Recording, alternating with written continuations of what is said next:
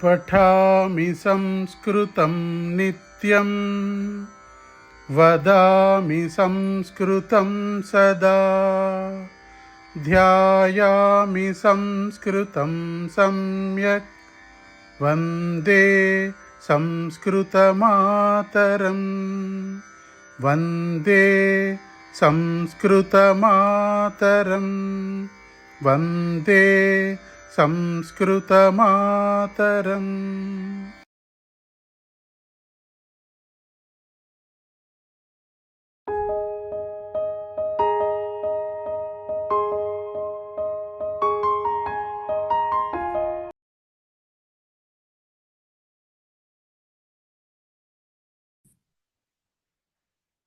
जयमन्त्रः। पठामि संस्कृतं नित्यं वदामि संस्कृतं सदा ध्यायामि संस्कृतं सम्यक् वन्दे संस्कृतमातरं संस्कृतस्य प्रसाराय नैजं सर्वं ददाम्यहं संस्कृतस्य सदा भक्तो वन्दे संस्कृतमातरं संस्कृतस्य कृते जीवन् संस्कृतस्य कृते यजन् आत्मानमाहुतं मन्ये वन्दे संस्कृतमातरम् वन्दे संस्कृतमातरम्। धन्यवादः महोदय। धन्यवादाः।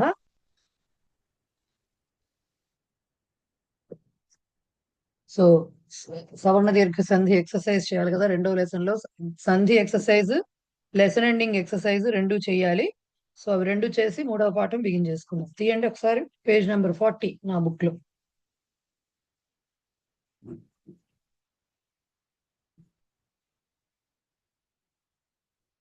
ఓకే, సో చాపి, చా ప్లస్ అపి అని ఇచ్చారు. అభ్యాస 40 లో కింద ఫస్ట్ రోమన్ నెంబర్ 1 ఆ ప్లస్ ఆ అని రాశారు వాళ్ళు. అక్కడ ఆ అయింది అని మెన్షన్ చేశారు. 1 by 1 చెప్తారు కానీ. ఓకే, ఎస్, లైన్ బై నేను అడిగిన వాళ్ళు అన్మ్యూట్ చేసుకుని సమాధానం చెప్పండి, మిగతా వాళ్ళందరూ మ్యూట్ లో ఉంటారు. నేను లైన్ లో వస్తా, నాకు కనిపించిన లైన్ లో, అందుకని మాకు అవకాశం రాలేదు అనుకోవద్దు. ఎప్పుడప్పుడు మొత్తం క్లాస్ మొత్తం మీద ఎక్కడ కూడా వస్తుంది అవకాశము. కృష్ణఫణి గారు నెక్స్ట్ చెప్పండి. తాపసాశ్రమ ఎలా విడదీయాలి, ఆ బ్రాకెట్ లో ఏం రాయాలి?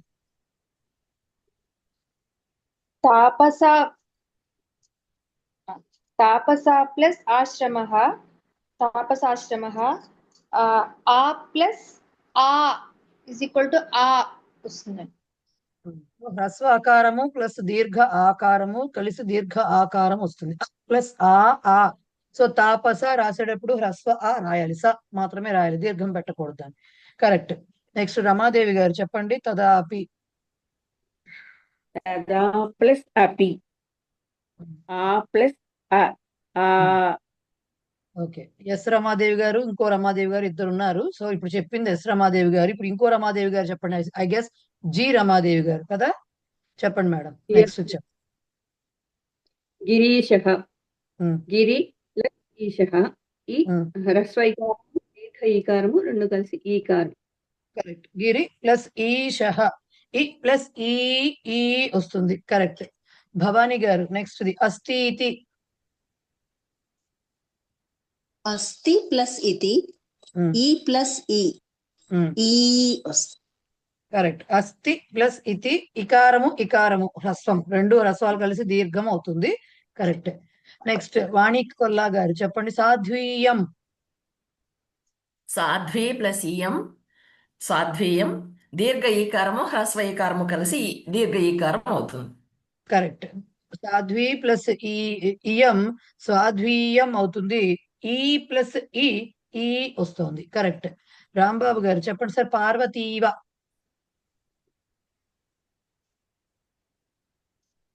పార్వతి ప్లస్ ఇవ, దీర్ఘైకారం ప్లస్ హ్రస్వైకారం కలిపి దీర్ఘైకారం వస్తుంది.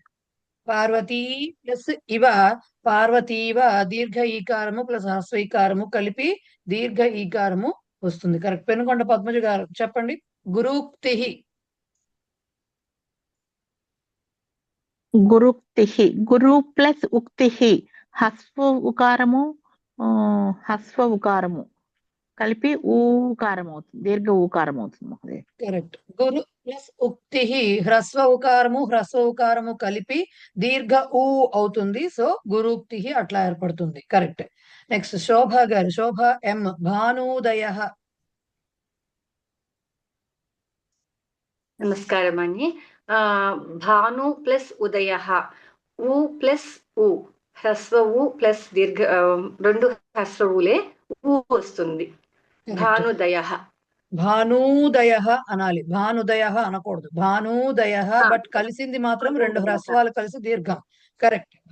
ప్లస్ ఉదయ. కరెక్ట్. జానకి గారు, మాజేటి జానకి గారు చెప్పండి. గచ్చామీవ. గచ్చామి ఈ ప్లస్ ఇవ ఈ, ఈ వస్తుంది మేడం. రైట్.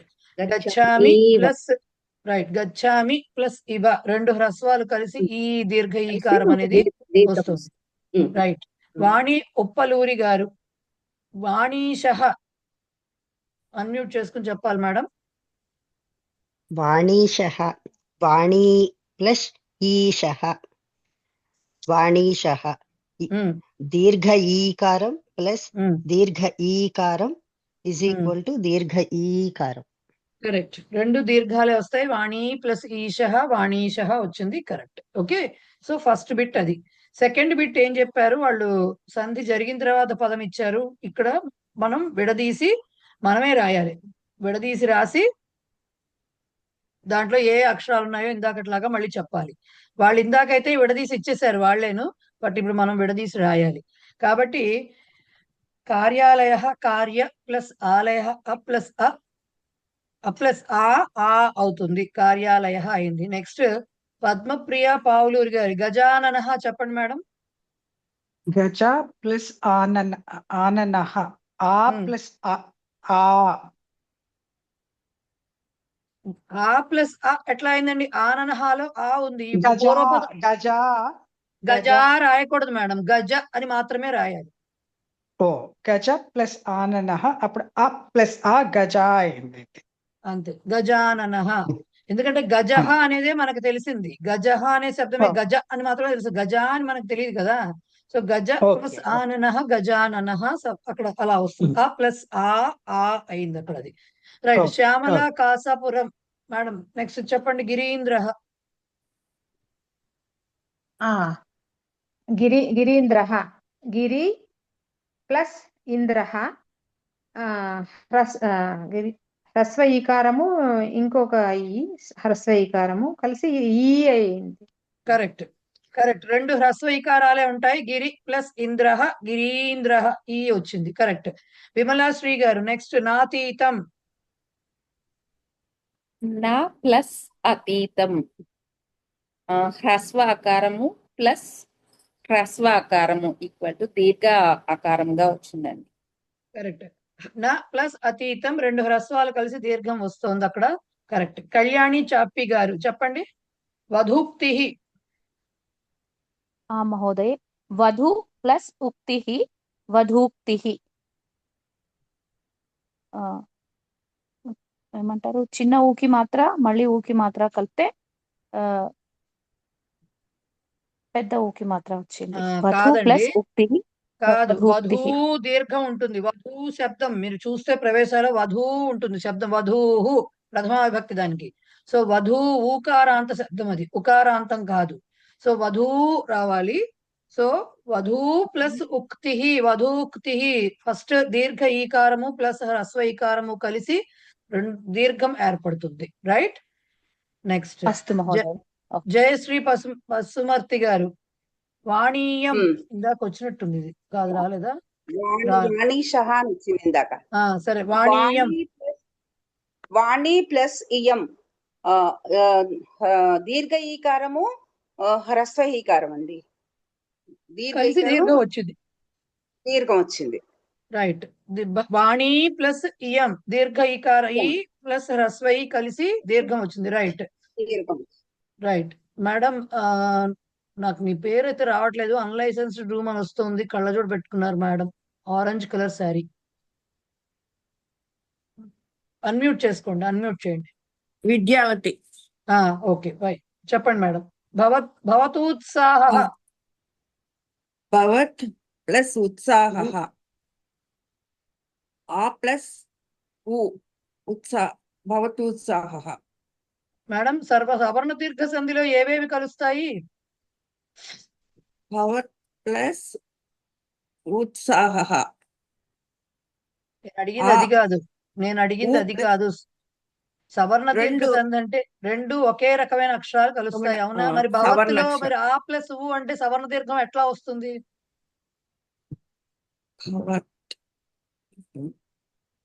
భవత ప్లస్ ఉత్సాహ. అప్పుడు కూడా ఆకారమే వస్తుంది కదా.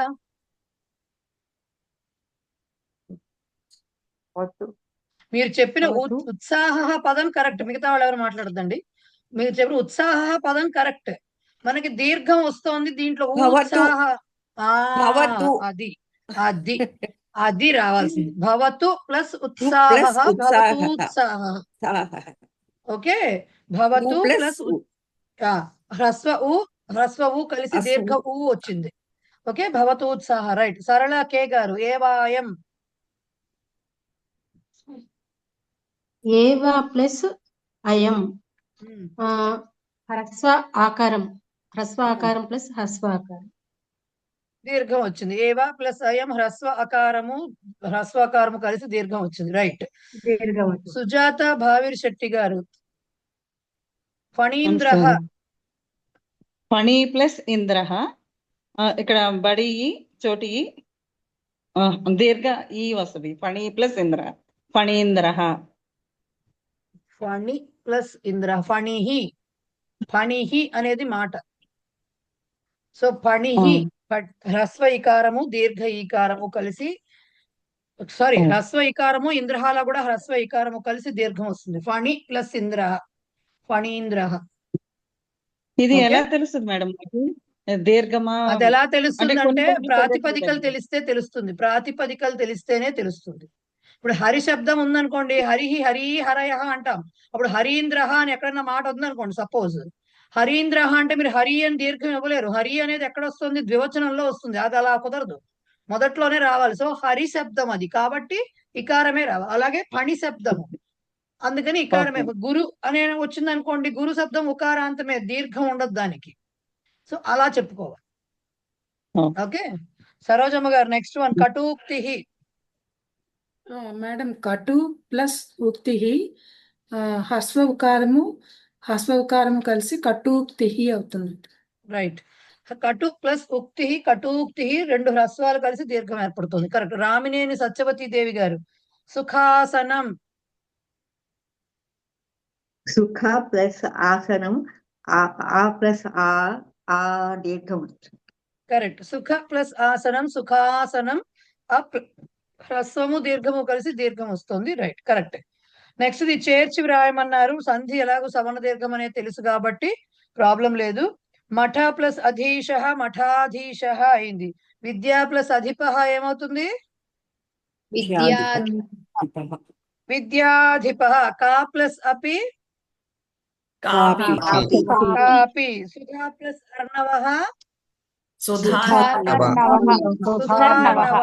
సుధార్ణ. పుష్ప ప్లస్ అర్చనం, పుష్పార్చనం. మహతి ప్లస్ ఇచ్ఛా, మహతీచ్ఛ. ఓకే. నదీ ప్లస్ ఇహ, నదీహ. ఇప్పుడు నేను అదే నెక్స్ట్ చెప్పబోయింది అదే. మీరు సంధి జరిగిన తర్వాత వచ్చే పదాలకి స్పెసిఫిక్ అర్థాలు ఏమి ఉండవండి. సంధి అనేది ఏ రెండు మాటల మధ్యనైనా కలవచ్చు. ఆ రెండు మాటల మధ్య సంబంధం ఉండొచ్చు, ఉండకపోవచ్చు. ఇహ ఇక్కడ, నది అంటే నది. ఆ రెండు మాటలు ఏదైనా వాక్యంలో పక్క పక్కన వస్తే వాటి మధ్య సంధి జరగడానికి అవకాశం ఉంటే సంధి జరుగుతుంది. ఎందుకంటే సంధి అనేది కేవలం అక్షరాల మధ్యలో జరుగుతుంది. సో నది ఈ తర్వాత వచ్చే అక్షరంతో అది కలిసి రాగలిగితే వచ్చేస్తుంది. ఆ రెండింటికి సంబంధం ఉండాలి, రెండు కలిస్తే ఖచ్చితంగా ఒక మీనింగ్ ఉండాలని రూల్ లేదు. ఇప్పుడు ఫణీంద్ర లేకపోతే విద్యాధిప లేకపోతే సుధార్ణవ, వీటికి అర్థాలు ఉండొచ్చు, వీటికి అర్థాలు ఉంటాయి. ఎందుకంటే సుధార్ణవ అనేది మళ్ళీ సమస్త పదాలు అనేవి కేటగిరీకి వస్తాయి కాబట్టి అవి. అలా కాకుండా కూడా రెండు పదాల మధ్యలో సంధి జరగాలంటే అక్షరాల మధ్యలో ఫ్రెండ్షిప్ ఉండాలి తప్ప, వాటి రెండిటికి ఒకటంటే ఒకటి సరిపడాలి తప్ప, వేరే వాటి రెండిటికి కలిస్తే వచ్చే పదానికి పర్టికులర్ గా ఒక మీనింగ్ ఉండాలని రూల్ లేదు. రెండు విడివిడి పదాలు కూడా కలవచ్చు. వాక్యంలో రాసేటప్పుడు ఆ మధ్యలో కనుక కుదిరితే కలిసి వెళ్తాయి అవి. ఓకేనా? సో ఇహ అంటే యాక్చువల్ గా అత్ర, ఇక్కడ అని అర్థం. ఇహలోకము అంటామా, ఈ లోకము అట్లా. నది ప్లస్ ఇహ అలా వచ్చింది నది, నదీహ అనే పదం. అంతేగాని దానికి ఒక స్పెసిఫిక్ అర్థం ఉండక్కర్లేదు. ముందర వాక్యమో తర్వాత వాక్యమో ఏముంటుందో దాన్ని బట్టి దాని అర్థం చెప్పుకుంటాం. రైట్? నెక్స్ట్ కవి ప్లస్ ఈశ్వర ఏమవుతుంది? కవీశ్వర. Sindhu plus ఉదకం సింధూదకం. Okay, సింధూదకం. పటు plus ఉపాయ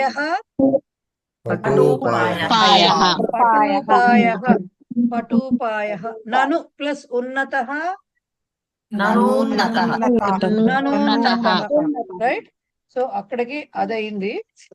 next lesson ending page తిప్పితే పక్కన విశేషానికి అనుగుణంగా విశేషణాలను సరిచేసి రాయమని చెప్పారు. అంటే ఎక్కడో తప్పు ఉంది. ఉన్నతాసు వృక్షేషు పక్షిణః వసంతి అన్నారు. ఏం రాయాలి అక్కడ? ఉన్నతేషు. వృక్షేషు పుంలింగ శబ్దం కాబట్టి ఉన్నతేషు రావాలి, ఉన్నతాసు రాకూడదు. అలాగే త్రయః మహిళాః సంభాషణం కుర్వంతి అంటే అక్కడ ఏం రావాలి? తిస్రః రావాలి. త్రయః అనేది పుంలింగ శబ్దం కానీ మహిళా స్త్రీలింగ శబ్దం కాబట్టి తిస్రః మహిళాః అని రావాలి. అలాగే సర్వాభ్యః బాలకేభ్యః ఫలం దేహి అన్న చోట కరెక్ట్. సర్వేభ్యః అనేది పుంలింగ పదం, సర్వాభ్యః స్త్రీలింగ పదం. అక్కడ బాలకేభ్యః అన్నారు కాబట్టి సర్వేభ్యః రావాలి. ప్రాచీనే నగర్యాం జనాః వసంతి ఏం రాయాలి? ప్రాచీనాయాం నగర్యాం. నగరీ స్త్రీలింగం, అది సప్తమిలో ఉంది నగర్యాం అని, కాబట్టి ప్రాచీనాయాం నగర్యాం రాయాలి. ఓకే, అదే అక్కడ కనుక నగరే ఇచ్చుంటే ప్రాచీనే కరెక్ట్ అయ్యేది. నగరే అని నపుంసకలింగం ఇవ్వలేదు వాళ్ళు, స్త్రీలింగం ఇచ్చారు నగరీ అని, కాబట్టి నగర్యాం వచ్చింది కాబట్టి ప్రాచీనాయాం అని రాయాలి. చత్వారః విద్యార్థిన్యః ప్రథమ శ్రేణీం ప్రాప్తవత్యః ఏం రాయాలి?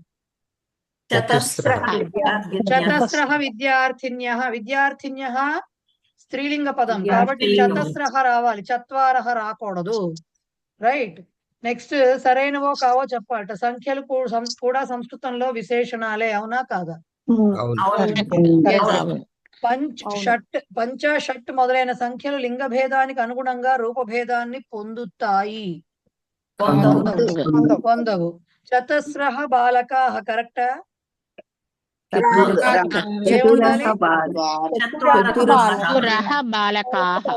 చతురః బాలకాః తప్పు, చత్వారః బాలకాః. చతురః అని ఎలా వస్తుందండి? చతుర శబ్దానికి ఇంటెలిజెంట్ అని అర్థం కదా.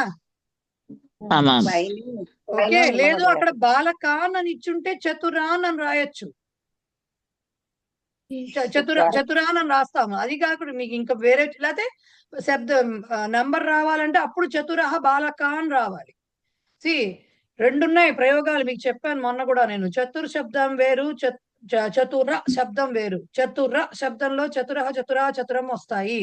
చతుర్ శబ్దం అంటే మీకు అది నెంబర్ కి చెప్పేటటువంటిది, దానికి ఓన్లీ బహువచనాలు మాత్రమే ఉంటాయి. చత్వారః చతురః అక్కడి నుంచి వస్తుంది. చతురేభ్యః బిహి వస్తుంది ముందు చతుర్భిః చతురేభ్య, ఇట్లా చతుర్భ్యః అలా చతుర్నాం చతుర్షు ఇలా వస్తుంది దాని రూపాలు. సో ఇప్పుడు బాలకాహ అని ఉన్న చోట ఎయిదర్ మీరు నెంబర్ తో యూజ్ చేసి ఉంటే కనుక అది చత్వారః బాలకాహ అని రావాలి. నెంబర్ తో అయితే బాలకాహ అని ఉంటే, నెంబర్ కాకుండా చతుర తెలివైన అని చెప్పాలన్నప్పుడు చతురాహ బాలకాహ అని రావాలి.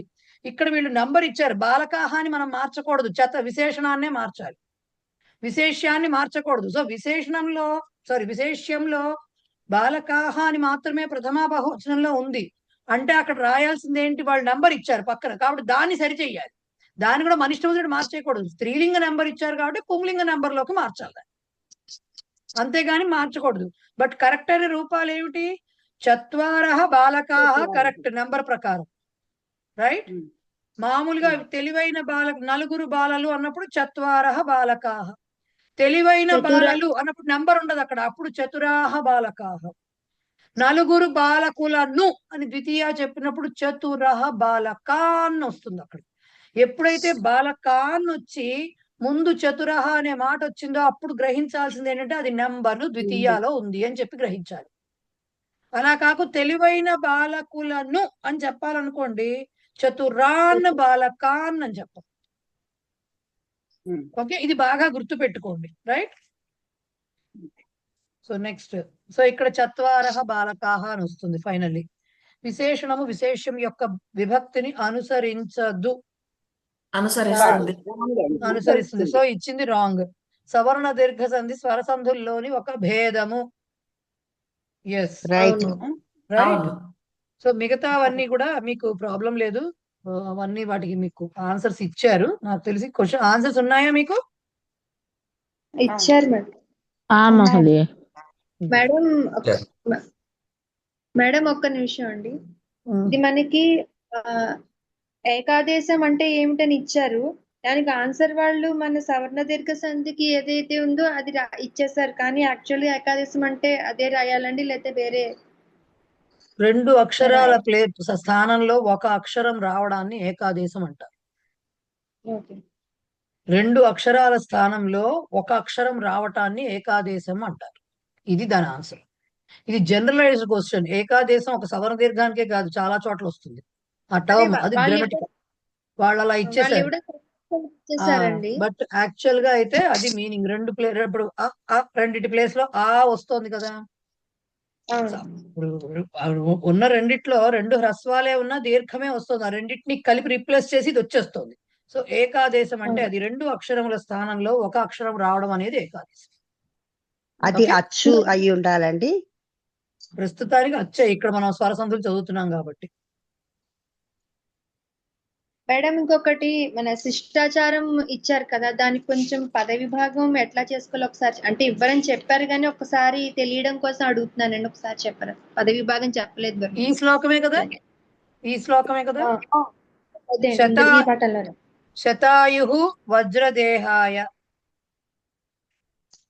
యాక్చువల్ గా అక్కడ ఒక చోటే ఉంది, మిగతాదంతా అన్ని ఒకటే పదాలు. సర్వసంపత్కరాయ ఒకటే మాట, సర్వారిష్ట వినాశాయ ఒకటే మాట, నింబకందళ భక్షణం ఒకటే మాట. ఒక్క శతాయు వజ్రదేహాయ దగ్గర మాత్రమే స్ప్లిట్ ఉంది.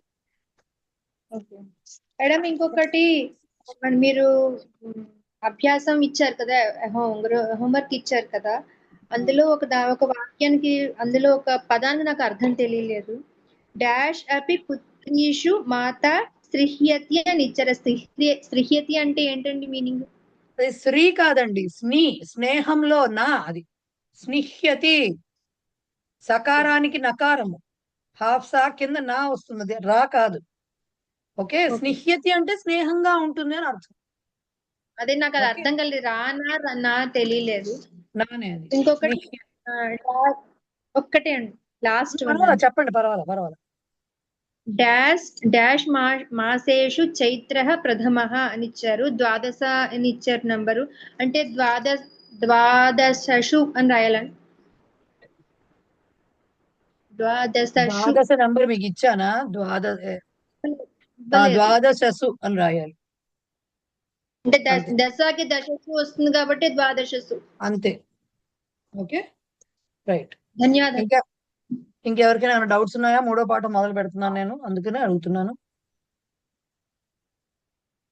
మహోదయ్, ఇక్కడ సెకండ్ దాంట్లో నాతీతం అని చూడండి, నేను నాతి ప్లస్ ఇతం అని రాసుకున్నాను, అది రాంగ్ అండి. ఇప్పుడు ఇతం అంటే మరి ఏంటో మీనింగ్ చెప్పండి మీరు. ఇతం అంటే ఏంటో మీనింగ్ చెప్తే అది తప్పో రైటో నేను చెప్తా. నాకు తెలియదు మరి అది నా ప్లస్ అతీతం, గడవలేదు అని అర్థం. అతీతం అంటే ఏంటి? గడిచినది అని అర్థం. నాతీతం అంటే అది. Okay, right. మూడవ పాఠం తీయండి.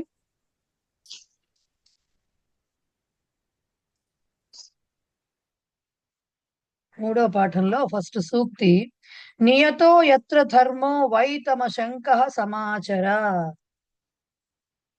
మహాభారతం నుంచి తీసుకున్నారని చెప్పి రాశారు. నియతో యత్ర ధర్మో వైతమ శంక సమాచర.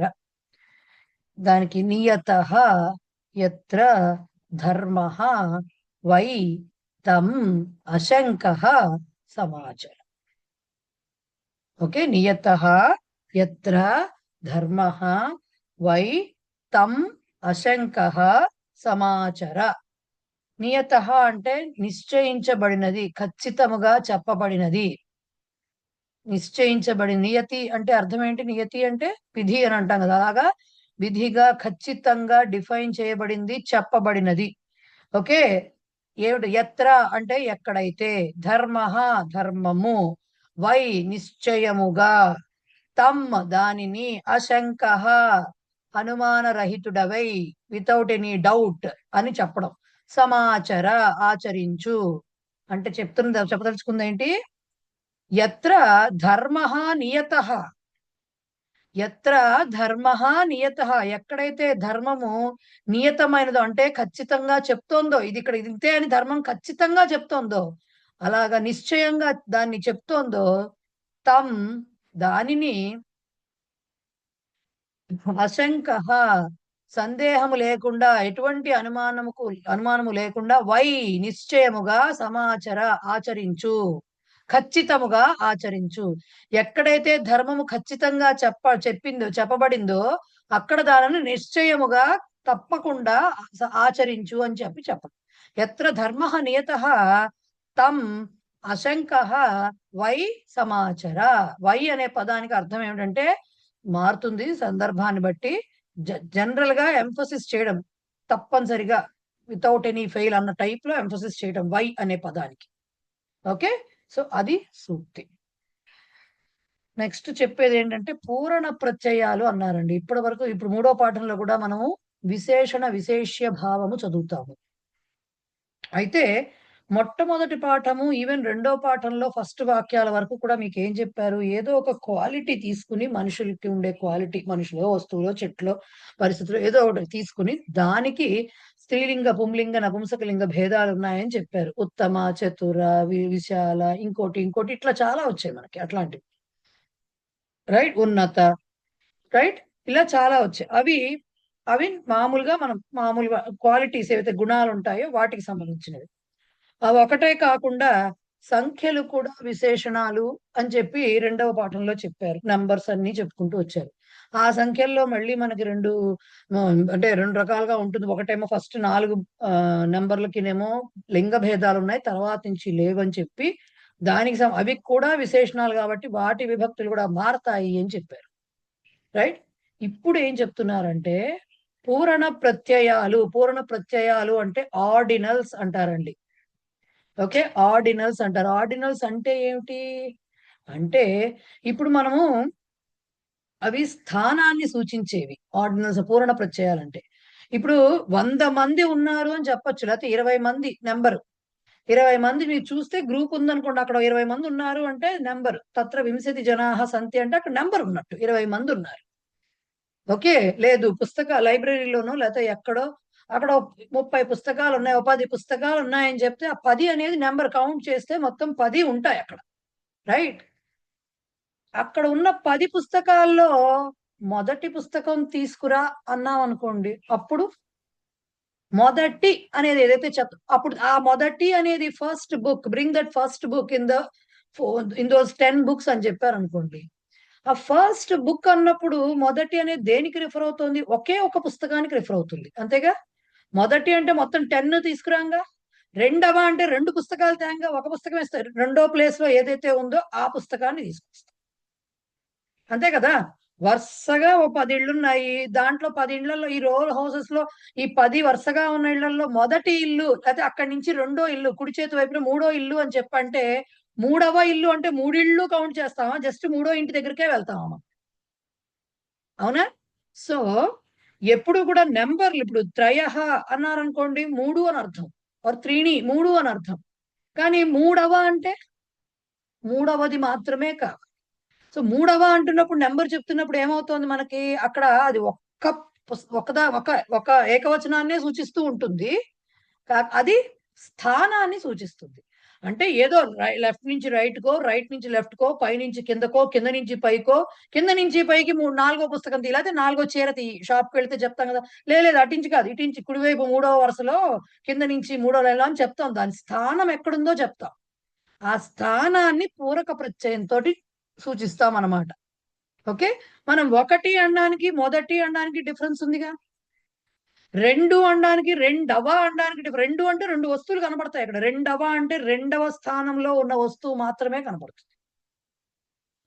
అలాగే ఫస్ట్ 1 అనడానికి ఫస్ట్ అనడానికి తేడా లేదు. 2 అనడానికి ఇప్పుడు 31 days ఉన్నాయి మంత్ లో అంటాము, 30 రోజులు ఉన్నాయి అంటాము. 31వ తారీఖు అంటున్నాం, లేకపోతే 30వ తారీఖు అంటున్నాం అంటే ఆ ఒక్క డేట్ నే మెన్షన్ చేస్తున్నాం. రైట్, 30 అవడానికి, కానీ 30వ అంటే అక్కడ లైన్ లో వస్తున్న వాటిల్లో 30th పొజిషన్ లో ఉన్నదన్నమాట. ఆ పొజిషన్ ని చెప్పే వాటిని పూరక ప్రత్యయాలు అంటారు. ఇవి యాక్చువల్ గా ఈ పదాలన్నీ మీకు తెలుసు. తిథులు చెప్పుకుంటాం కదండి మనము, పాడ్యమి నుంచి బిగించేసి విధియ తదియ అని చెప్తాం.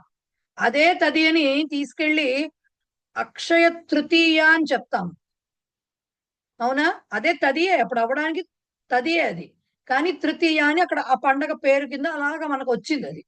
సో మీకు తెలిసినవి తిథుల పేర్లు ఏవైతే ఉన్నాయో, పాడ్యమి అంటే ప్రథమ తిథి తర్వాత కదా, మన అమావాస్య గాని పౌర్ణమి గాని తర్వాత వచ్చేది ప్రథమ తిథి పాడ్యమి అంటాం. సో అది ప్రథమ అవుతుంది. నెక్స్ట్ ద్వితీయ, రెండవది విధియ అయింది, అది ద్వితీయ అనమాట యాక్చువల్గా.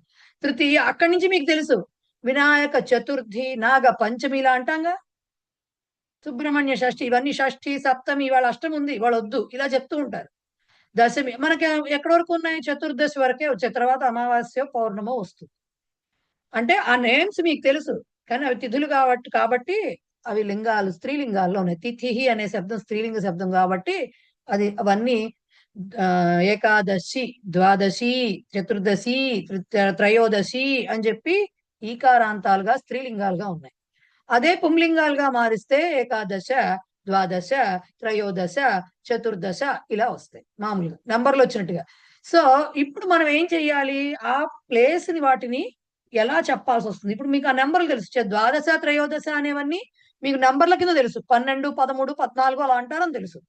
మరి వాటిని కరెక్ట్ గా దీన్ని ఎలా చెప్పాలి, లేదు 21వ అంటే ఎలా చెప్పాలి, ఏకవింశతి తెలుసు, మరి ఇప్పుడు 21వ అంటే ఎలా చెప్పాలి, వాటిని పూరక ప్రత్యయాలు అంటారు. వీటికి కూడా లింగ భేదాలు ఉన్నాయి. వీటికి 4 నంబర్లకి ఫస్ట్ వాటికే ఉంటాయి, తర్వాత ఉండవని కాదు, వీటి అన్నిటికీ ఉంటాయి, మొదటి నుంచి చివరి వరకు అన్నిటికీ ఉంటాయి. సో ఏకహ ఏకం కదా మామూలుగా మనకి, ఏకహ ఒకటి అని చెప్పడం. అదే పూరక ప్రత్యయాలకు చెప్పాల్సి వస్తే పుంలింగంలో ప్రథమః, ప్రథమా, ప్రథమం అని చెప్తాం, అంటే ఒకటవ అని అర్థం, ఫస్ట్ అని అర్థం. అలాగే ద్వితీయ, మీకు అన్ని టేబుల్ ఇచ్చేసారు వెనకాల, ద్వితీయా ద్వితీయం, తృతీయ తృతీయా తృతీయం, చతుర్థ చతుర్థ ఆర్ చతుర్థి చతుర్థం, చతుర్థికి వచ్చేస్తుంది. అక్కడి నుంచి ఈకారాలు వస్తాయి. పంచమ పంచమీ పంచమం, షష్ఠ షష్ఠీ షష్టం అలా వస్తుంది అనమాట. అలా సప్తమ సప్తమి సప్తమ అలా అన్ని వచ్చి దశమ దశమి దశమం వచ్చిన తర్వాత ఏకాదశ ఏకాదశి ఏకాదశం అలా వస్తాయి. ఓకే, ఎక్కడి వరకు వస్తాయి, నవదశ 19 వరకు అట్లా వస్తాయి. 19 వరకు నవదశ అంటే 19th అని అర్థం.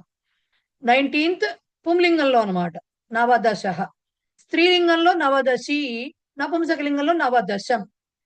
వింశతి దగ్గర నుంచి ఏమవుతాయంటే ఆ నెంబర్ కి ఇంకొక చిన్న ప్రత్యయం యాడ్ అవుతుంది, తమ అనే ప్రత్యయం యాడ్ అవుతుంది. అది 3 లింగాల్లో తమః తమీ తమం అని ఉంటుందన్నమాట. సో 20వ అని చెప్పాలంటే వింశతి అన్న తర్వాత ఏం చెప్పాలి అంటే వింశతి తమః బాలకః, వింశతి తమీ బాలిక, వింశతి తమం పుస్తకం ఇలా చెప్పాలి. సో నంబర్ 19 వరకు ఈ తమ అనే ప్రత్యయం తమః తమీ తమం అనేవి యాడ్ అవ్వవు. 20వ నెంబర్ 20th నెంబర్ నుంచి దానికి ఆ నంబర్ కి పక్కన వింశతి అన్న చోట విసర్గలు తీసి వింశతి తమ అనే దీని నుంచి వస్తాయి. పుంలింగంలో వింశతి తమః, వింశతి తమి స్త్రీలింగంలో, నపుంసకలింగంలో వింశతి తమ. సిమిలర్లీ ఏకవింశతితమః, ఏకవింశతితమీ, ఏకవింశతితమం అలా. అలాగే త్రింశత్తమః, త్రింశత్ తకారంతో ఎండ్ అవుతుంది కదా, పక్కన తమః కాబట్టి ఒత్తి పలకాలి దాన్ని. త్రింశత్తమః, త్రింశత్తమీ, త్రింశత్తమం. అలాగే చత్వారింశత్తమః, చత్వారింశత్తమీ, చత్వారింశత్తమం అట్లా వస్తుంది. ఓకే, ఇలాగా మొత్తం మీకు అన్నిటికీ కూడా నంబర్లకి వస్తుంది అనమాట. వాటిని పూర్ణ ప్రత్యయాలు అంటారు. మీకు వెనకాల శతంకి కూడా చెప్పారు, నవతి అక్కడి నుంచి చెప్పారు. ఏకవింశతి తర్వాత త్రింశత్, చత్వారింశత్ ఎట్సెట్రా ఎట్సెట్రా అయ్యి నవతి అక్కడి నుంచి వచ్చి నవతికి కూడా చెప్పారు. తర్వాత శతంకి కూడా శతతమః. శతం అనేది నిత్య నపుంసకలింగ శబ్దం, నిత్య నపుంసకలింగ ఏకవచన శబ్దం శతం అనేది. 100 అని చెప్పాలంటే శతం బాలకాహ, శతం బాలికాహ, శతం పుస్తకాని అనే చెప్పాలి. కానీ 100వ చెప్పేటప్పుడు మాత్రం శతతమః అంటే 100వ బాలకుడు, శతతమః శతతమీ బాలిక, శతతమం పుస్తకం. 100వ అన్నప్పుడు మాత్రం లింగభేదం ఉంటుంది. బట్ 100 అని చెప్పాలంటే మాత్రం 100 అని చెప్పాలంటే మాత్రం నిత్య ఏకవచనం నపుంసకలింగ ఏకవచన శబ్దం శతం అనేది. ఓకేనా? సో మీకు ఆ టేబుల్ అంతా అక్కడ ఇచ్చారు, వాక్యాలు ఇచ్చారు, చూడండి చెప్తాను. అర్థమైందా ఇక్కడ వరకు? క్లియరా? రైట్? ఎస్. ప్రథమః బాలకః వామనః అస్తి. జనరల్ గా స్కూళ్ళల్లో లైన్ లో నుంచోబెట్టేటప్పుడు పిల్లల్ని ఎలా నుంచోబెడతారండి? ముందు పొట్టివాళ్ళు నుంచుంటారు, తర్వాత లైన్ వరుసగా హైట్ వైజ్ నుంచోబెడతారు కదా. సో ఆ హైట్ వైజ్ చూసుకుని నుంచోబెట్టాక మొట్టమొదటి పిల్లాడు పొట్టిగానే ఉంటాడుగా, అదే చెప్తున్నారు. మొట్టమొదటి పిల్లాడు ప్రథమః బాలకః, మొదటి బాలుడు వామనః అస్తి. వామనః అంటే పొట్టివాడుగా ఉన్నాడు. అలాగే అది పుంలింగ శబ్దం ప్రథమః. అన్ని విభక్తులు వస్తాయి. ఎప్పుడైతే మనం లింగ భేదం ఉందని చెప్పామో అన్ని విభక్తులు వస్తాయి. అంటే ఎలా వస్తాయి? ప్రథమః అనే శబ్దం రామ శబ్దంలా వెళ్తుంది, ప్రథమా శబ్దం రమా శబ్దంలా వెళ్తుంది, ప్రథమం శబ్దం దీనిలా వెళ్తుంది, ఎట్లా జ్ఞాన శబ్దంలా వెళ్తుంది. వింశతి తమ అని పెట్టినా కూడా అంత పెద్ద మాట వచ్చినా వింశతి తమః చివరికి అకారాంతమే అవుతుంది అది. రైట్? సో అది కూడా రామశబ్దం. తమీ గౌరీ, ఎక్కడైతే మీకు ఈకారాల అంతాలు వచ్చాయి, చతుర్థి నుంచి ఈకారాంతాలు వస్తాయి. సో అక్కడి నుంచి గౌరీ లాగా వస్తాయి అవన్నీ. ఓకే, ముందు మాత్రం ప్రథమ, ద్వితీయ, తృతీయ రమాలాగా వస్తాయి. చతుర్థి నుంచి తర్వాత కూడా అన్ని ఈకారాంతాలే వస్తాయి, తమీ వరకు వస్తాయి కాబట్టి. సో అవన్నీ గౌరీలాగా వస్తాయి. సో అన్ని విభక్తులు ఉంటాయి. చూడండి, పుస్తకస్య ప్రథమే పుటే ప్రాస్తావికం అస్తి. ప్రాస్తావికం అంటే ముందు మాట, మొట్టమొదటి దాంట్లో ఉంటుంది కదా. జనరల్ గా ఏం చెప్పారు? పుస్తకస్య ప్రథమే పుటే, పుటం పుటః అంటే పేజ్, మొట్టమొదటి పేజీలో పుట అంటాం కదా, పుట పుస్తకస్య ప్రథమే పుటే, పుటః అంటే పేజ్ అని అర్థం. ప్రథమే పుటే మొదటి పేజీలో ప్రాస్తావికం అస్తి ముందు మాట ఉన్నది.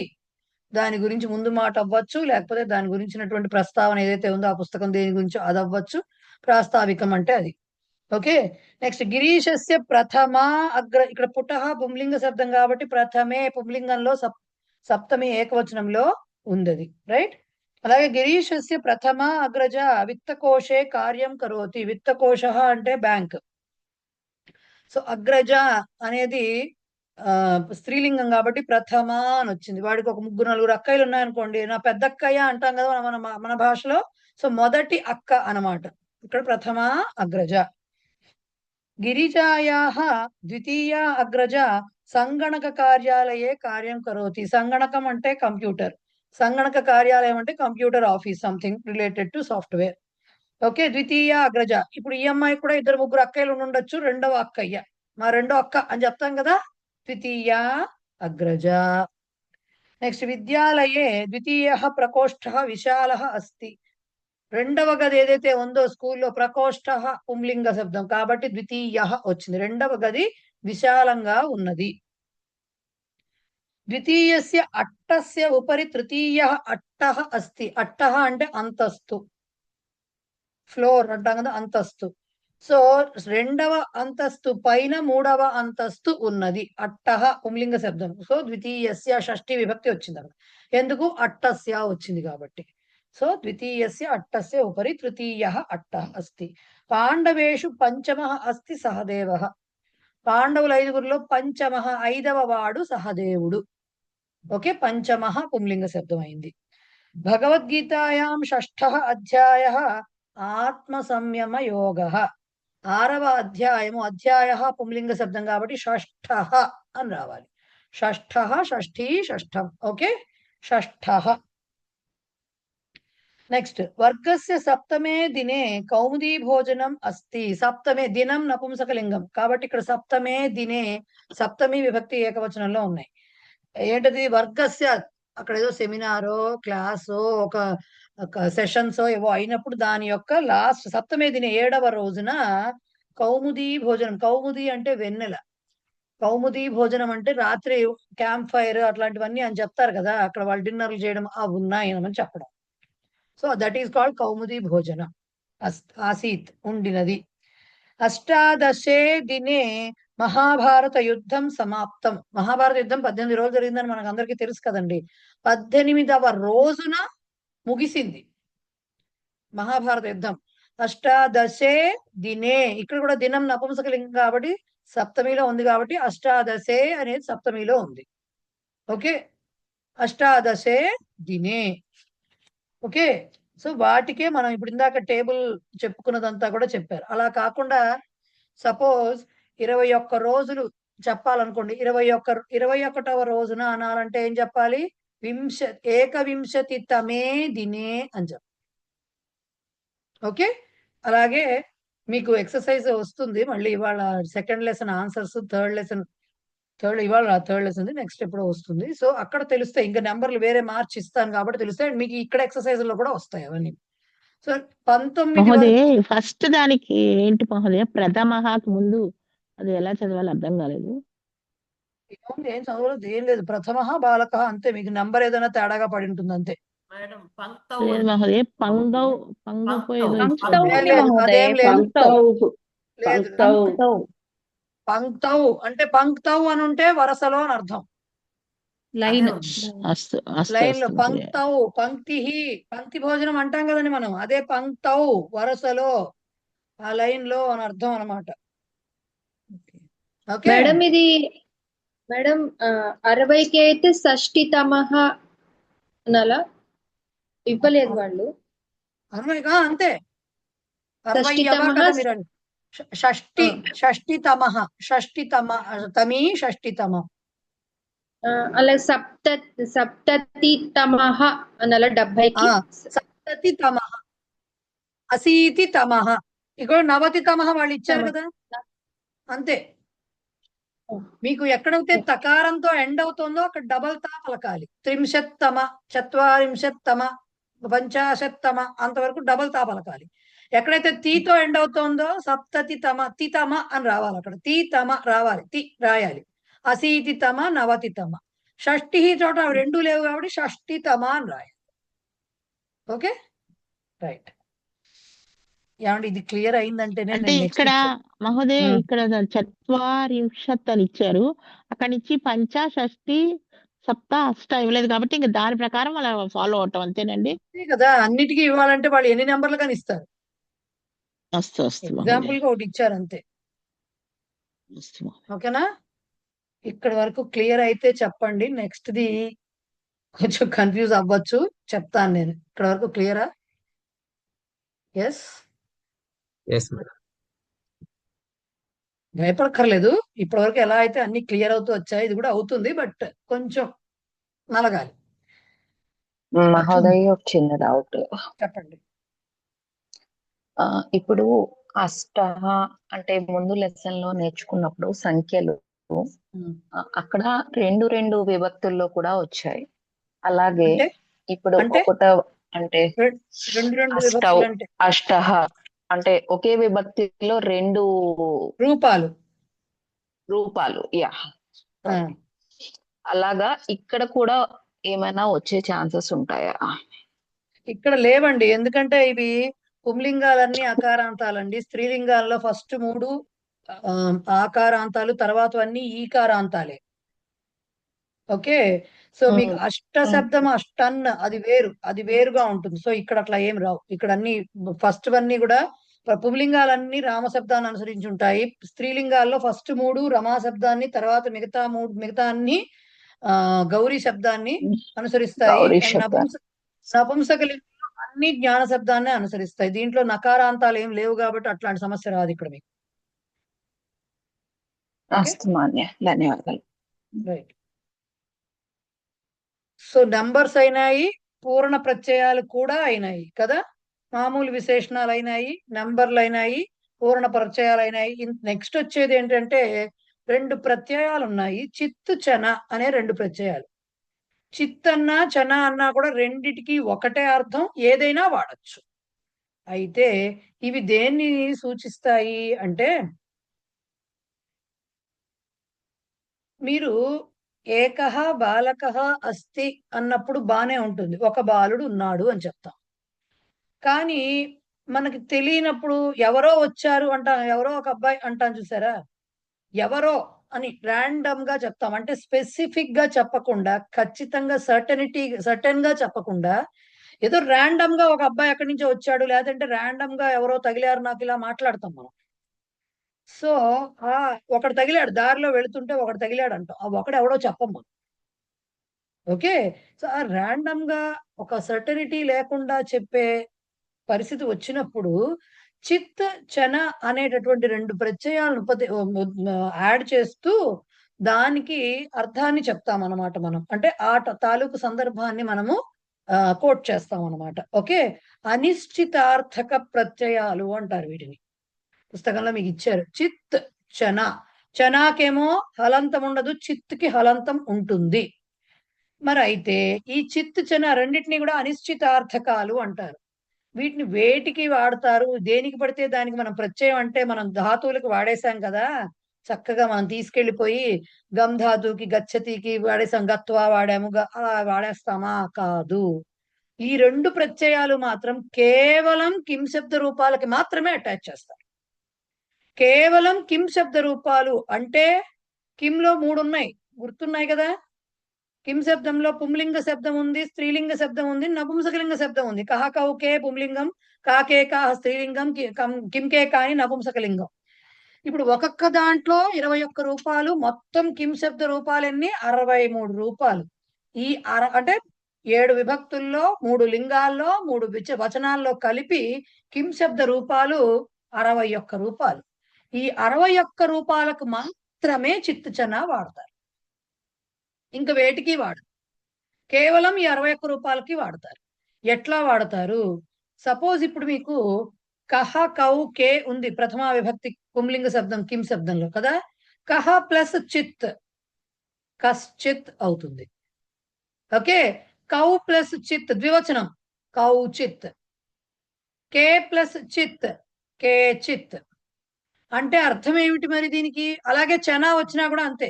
కహ ప్లస్ చన కశ్చన, కశ్చిత్ అన్నా కశ్చన అన్నా ఒకటే అర్థం. ఓకే. సో కౌచన కేచన ఏదైనా ఒకటే, కేచిత్ అన్నా కేచన అన్నా ఏదైనా ఒకటే మీనింగ్, ఏదైనా వాడచ్చు. ఇలా వాడినప్పుడు అర్థం ఏమొస్తుంది మరి వాటికి? కశ్చిత్ అంటే ఒకానొక అనగనగా ఊళ్ళో ఒక రాజు ఉండేవాడు, ఒకానొక ఎవడో ఆ రాజుగారి పేరు అవి మనం ఏమి చెప్పాం, ఊరు కూడా చెప్పాం ఏమిటో. కశ్చిత్ రాజా ఆసీత్ అంటాం, ఒకానొక రాజు ఉండేవాడు అని చెప్తాం. సో ఆ కశ్చిత్ అలా చెప్తాం. కొంతమంది జనాలు వచ్చేసారు, ఆ జనాలు వాళ్ళు ఎవరో మనకు తెలియదు, ఆ జనాల పేర్లు తెలియవు, వాళ్ళు ఎక్కడి నుంచి వచ్చారో తెలియదు. మేబీ దాంట్లో కొంతమంది తెలియచ్చు, తెలియకపోవచ్చు. అయినా సరే ఏదో నేను బయటకు వెళ్తుంటే ఇంటికి కొంతమంది వచ్చారండి అంటాం. ఆ కొంతమంది అంటే ఎవరు? కొంతమంది ఎవరో చెప్పం మనం, బట్ కొంతమంది అంటాం. కేచన జనాహ ఆర్ కేచిత్ జనాహ అని చెప్పాలి. బహువచనం కాబట్టి కే తీసుకుంటాం. అలాగే మిగతా అన్ని విభక్తులకి కూడా అర్థాలు చెప్పుకోవాలి. అట్లాగే కం కౌ కాన్ వస్తుంది నెక్స్ట్. కం కౌ కాన్ అంటే ఎవరిని అని వస్తుంది కదా.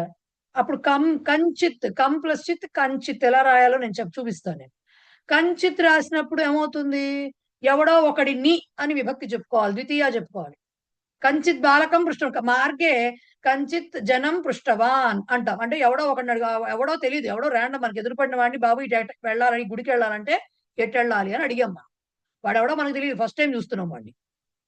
ఓకే, సో కంచిత్. అలాగే ద్వితీయ విభక్తి అన్ని కూడా కౌచిత్, కాంచిత్. కాన్ ప్లస్ చిత్ కాంచిత్. కేనచిత్,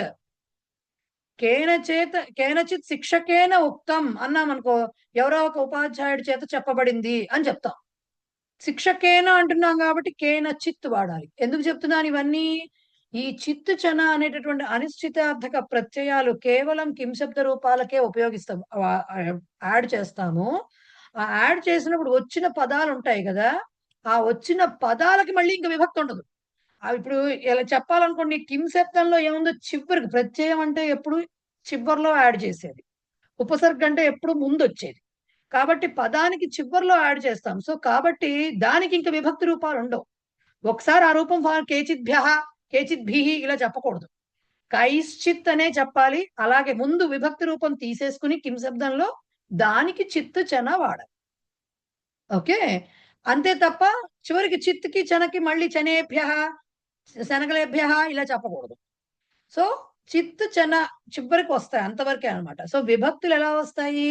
ముందర కింశబ్ద రూపాలకే ఉంటాయి, అవే విభక్తులు, వాటికి చివరిలో అటాచ్ చేస్తాం వీటిని. సో ఇప్పుడు ఇవేమవుతాయంటే విశేషణాలు అవుతాయి. విశేషణాలు అయ్యాయి అంటే అక్కడ ఉన్నటువంటి విశేషాన్ని బట్టి వీటివన్నీ మారుతూ ఉంటాయి. ఇప్పుడు అక్కడ మార్గే జనైహి అంటున్నాను, అక్కడ ఎవరో కొంతమంది జనైహి అని వాడుతున్నాను నేను. ఓకే, మార్గే జనైహి కోలాహలః కృతః అని చెప్పాను అనుకోండి, ఎగ్జాంపుల్ కి చెప్తున్నాను. జనైహి అంటున్నప్పుడు అక్కడ విశేషణం జనైహి అవుతుంది. కొంతమంది జనుల చేత గొడవ చేయబడుతున్నది అని చెప్పడం నా ఉద్దేశం. ఓకే, సో జనైహి అని వాడుతున్నప్పుడు ఏమవుతుంది? అది తృతీయ బహువచనంలో ఉంది, పుంలింగంలో ఉంది కాబట్టి కైహి తీసుకుని దానికి చిత్ అర్చన యాడ్ చేసి కైశ్చిత్ జనైహి అనాలి. ఎందుకంటే ఆ గొడవ పడుతున్న వాళ్ళు ఎవరో మనకి తెలియదు. ఓకే, అందుకని ఆ కైహి ప్లస్ చిత్ చేసి కైశ్చిత్ జనైహి అని చెప్పాలి. సో ఇప్పుడు దీని అలాగే ఒకవేళ ఎగ్జాంపుల్ అక్కడ కనుక జనానాం అని వచ్చింది అనుకోండి, సపోజ్ షష్ఠీ విభక్తి బహువచనం వచ్చింది అనుకోండి, మనకి పుంలింగంలో షష్ఠీ బహువచనం ఏమిటి? కిం శబ్దానికి కేశాం. సో కేశాంచిత్ జనానాం అని చెప్పాలి. పరీక్షలో కొంతమంది విద్యార్థులకి మంచి మార్కులు వచ్చాయి అని చెప్పాలి. ఎవరు ఆ విద్యార్థులు, వాళ్ళ పేర్లు, నెంబర్లు ఇవన్నీ మనం చెప్పట్లా. 50 మందో ఎంతమందో ఉన్న క్లాసులో కొంతమందికి బాగానే వచ్చాయి మార్కులు అన్నాం అనుకోండి, కొంతమందికి ఎవరు వాళ్ళు తెలియదు. బట్ అప్పుడు ఏం చెప్తాము? కొంత మార్కులు వచ్చాయి అంటే కొంతమంది విద్యార్థులు మంచి మార్క్సే పొందారు అని చెప్తాం. ఓకే, సో అప్పుడు ఏం చెప్తాం? మామూలుగా ఏం చెప్తాం? కొంతమంది పక్కన పెట్టండి, విద్యార్థులు మంచి మార్కులు తెచ్చుకున్నారు. అప్పుడు ఛాత్రాః ఉత్తమాన్ అంకాన్ ప్రాప్తవంతః అని చెప్తాం. బట్ కొంతమంది అనేది నేను యాడ్ చేస్తున్నా, అప్పుడు ఏం చేయాలి? కేచిత్ ఛాత్రాః అన్న. ఓకే, కేచిత్ ఛాత్రాః అన్న. ఇలాంటివి చాలా వస్తాయి మనకి. కొంతమందికే తెలుసు అన్నారనుకోండి, కొంతమందే ఎరుగుదురు అన్నారనుకోండి, అప్పుడు కూడా అంతే, కేచితేవ జానంతి ఇలా చెప్పాల్సి వస్తుంది. తెలిసిన వాళ్ళు ఎవరు అనేది మనకు అప్రస్తుతం, సమ్ ర్యాండమ్ పీపుల్. ఇలా అన్నిటికీ విభక్తులు వస్తాయండి. కొంతమందికి ఒకటి చెప్దాం, ఒక లీడర్, ఒక నాయకుడు ఎవరైనా సరే సభలో కొంతమందికి వస్త్రదానము చేశాడు. ఓకే, కొంతమందికి, ఎంతమందికి చెప్పట్లేదు, 100 మందికా 1000 మందికా చెప్పట్లేదు, పోనీ పలానా పేరు గల వాళ్ళకా ఇంత చెప్పట్లేదు, కొంతమందికి చేశాడు అని చెప్తున్నాం. వస్త్రదానము, దానము అన్నప్పుడు వచ్చేసరికి ఏమొస్తుంది? చతుర్థి విభక్తి రావాలి, రైట్? సో జనేభ్య అని రావాలి. అప్పుడు ఏమొస్తుంది? కేభ్య ప్లస్ చిత్, కేభ్యశ్చిత్ అవుతుంది. పుంలింగానికే చెప్తున్నారు ఏంటంటే ఎంతసేపు జనాలని, ఆడవాళ్ళకి ఎందుకు లేవు? అవి కూడా ఉన్నాయి. కొన్ని తీగల మీదే పువ్వులున్నవి. ఎన్ని తీగలు ఏమిటి మనం మెన్షన్ చేయట్లేదు. పోనీ ఏ తీగలు అది మెన్షన్ చేయట్లేదు. కొన్ని తీగల మీదే పువ్వులున్నవి ఎలా చెప్తాము? లతాసు పుష్పాణి సంతి మామూలు వాక్యం. కొన్ని తీగల యందు చెప్పాలి. ఇప్పుడు ఎలా చెప్తాం? కాసాం అనేది దాంట్లో వస్తుంది. కాసు, లతాసు కాబట్టి కాసు వస్తుంది, కాసాం కాదు కాసు వస్తుంది. సో కాసు ప్లస్ చిత్ కాసు చిత్ అవుతుంది. కాసు చిత్ లతాసు పుష్పాణి సంతి, కొన్ని చెట్ల మీదే పూలు ఉన్నాయి, కొన్ని తీగల మీదే. కేషుచిత్ వృక్షేషు ఏవ ఫలాని సంతి, కొన్ని చెట్ల మీదే పళ్ళున్నాయి. ఇలా మనం ఏవైతే రాస్తామో దానికి కొంతమంది లేకపోతే ఎవరో ఒకళ్ళు లేకపోతే ఇలా ద్వివచనం చెప్పుకుంటే ఎవరో ఇద్దరు ఇలా చెప్పాల్సి వచ్చినప్పుడు చిత్ చన ప్రయోగం చేస్తాము. చిత్ చన అనేవి రెండు ప్రత్యయాలు, అనిశ్చితార్థక ప్రత్యయాలు అంటారు వాటిని. వాటిని తీసుకెళ్లి కేవలం కేవలం కేవలం కిం శబ్ద రూపాలైనటువంటి 61 రూపాలకి మాత్రమే అటాచ్ చేస్తాం. చేసినప్పుడు దాని అనిశ్చితార్థం ఫలానా అని చెప్పకుండా చెప్పేదన్నమాట అది. ఓకే, ఇప్పటి వరకు ఇంతవరకు అర్థమైందా? ఇంతవరకు ఒక ఐడియా వచ్చింది కదా? సో ఒక్కసారి అది చూడండి. మహోదయ, ఇది నకుల లెసన్ లో ప్రథమాలు వచ్చినప్పుడు కాచిత్ మహిళ అన్నారు, అప్పుడు ఇదేనండి అది. కాచిత్ మహిళ ఎవరో ర్యాండమ్ గా వచ్చిన ఒక స్త్రీ, ఎవరో ఒక మహిళ, మనకు తెలియదు ఎవరు.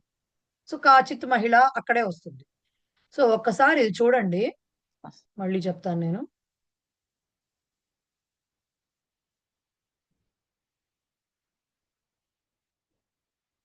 సో ఇది మనం ఇందాక చెప్పుకున్నవి నంబర్స్ ఇవి.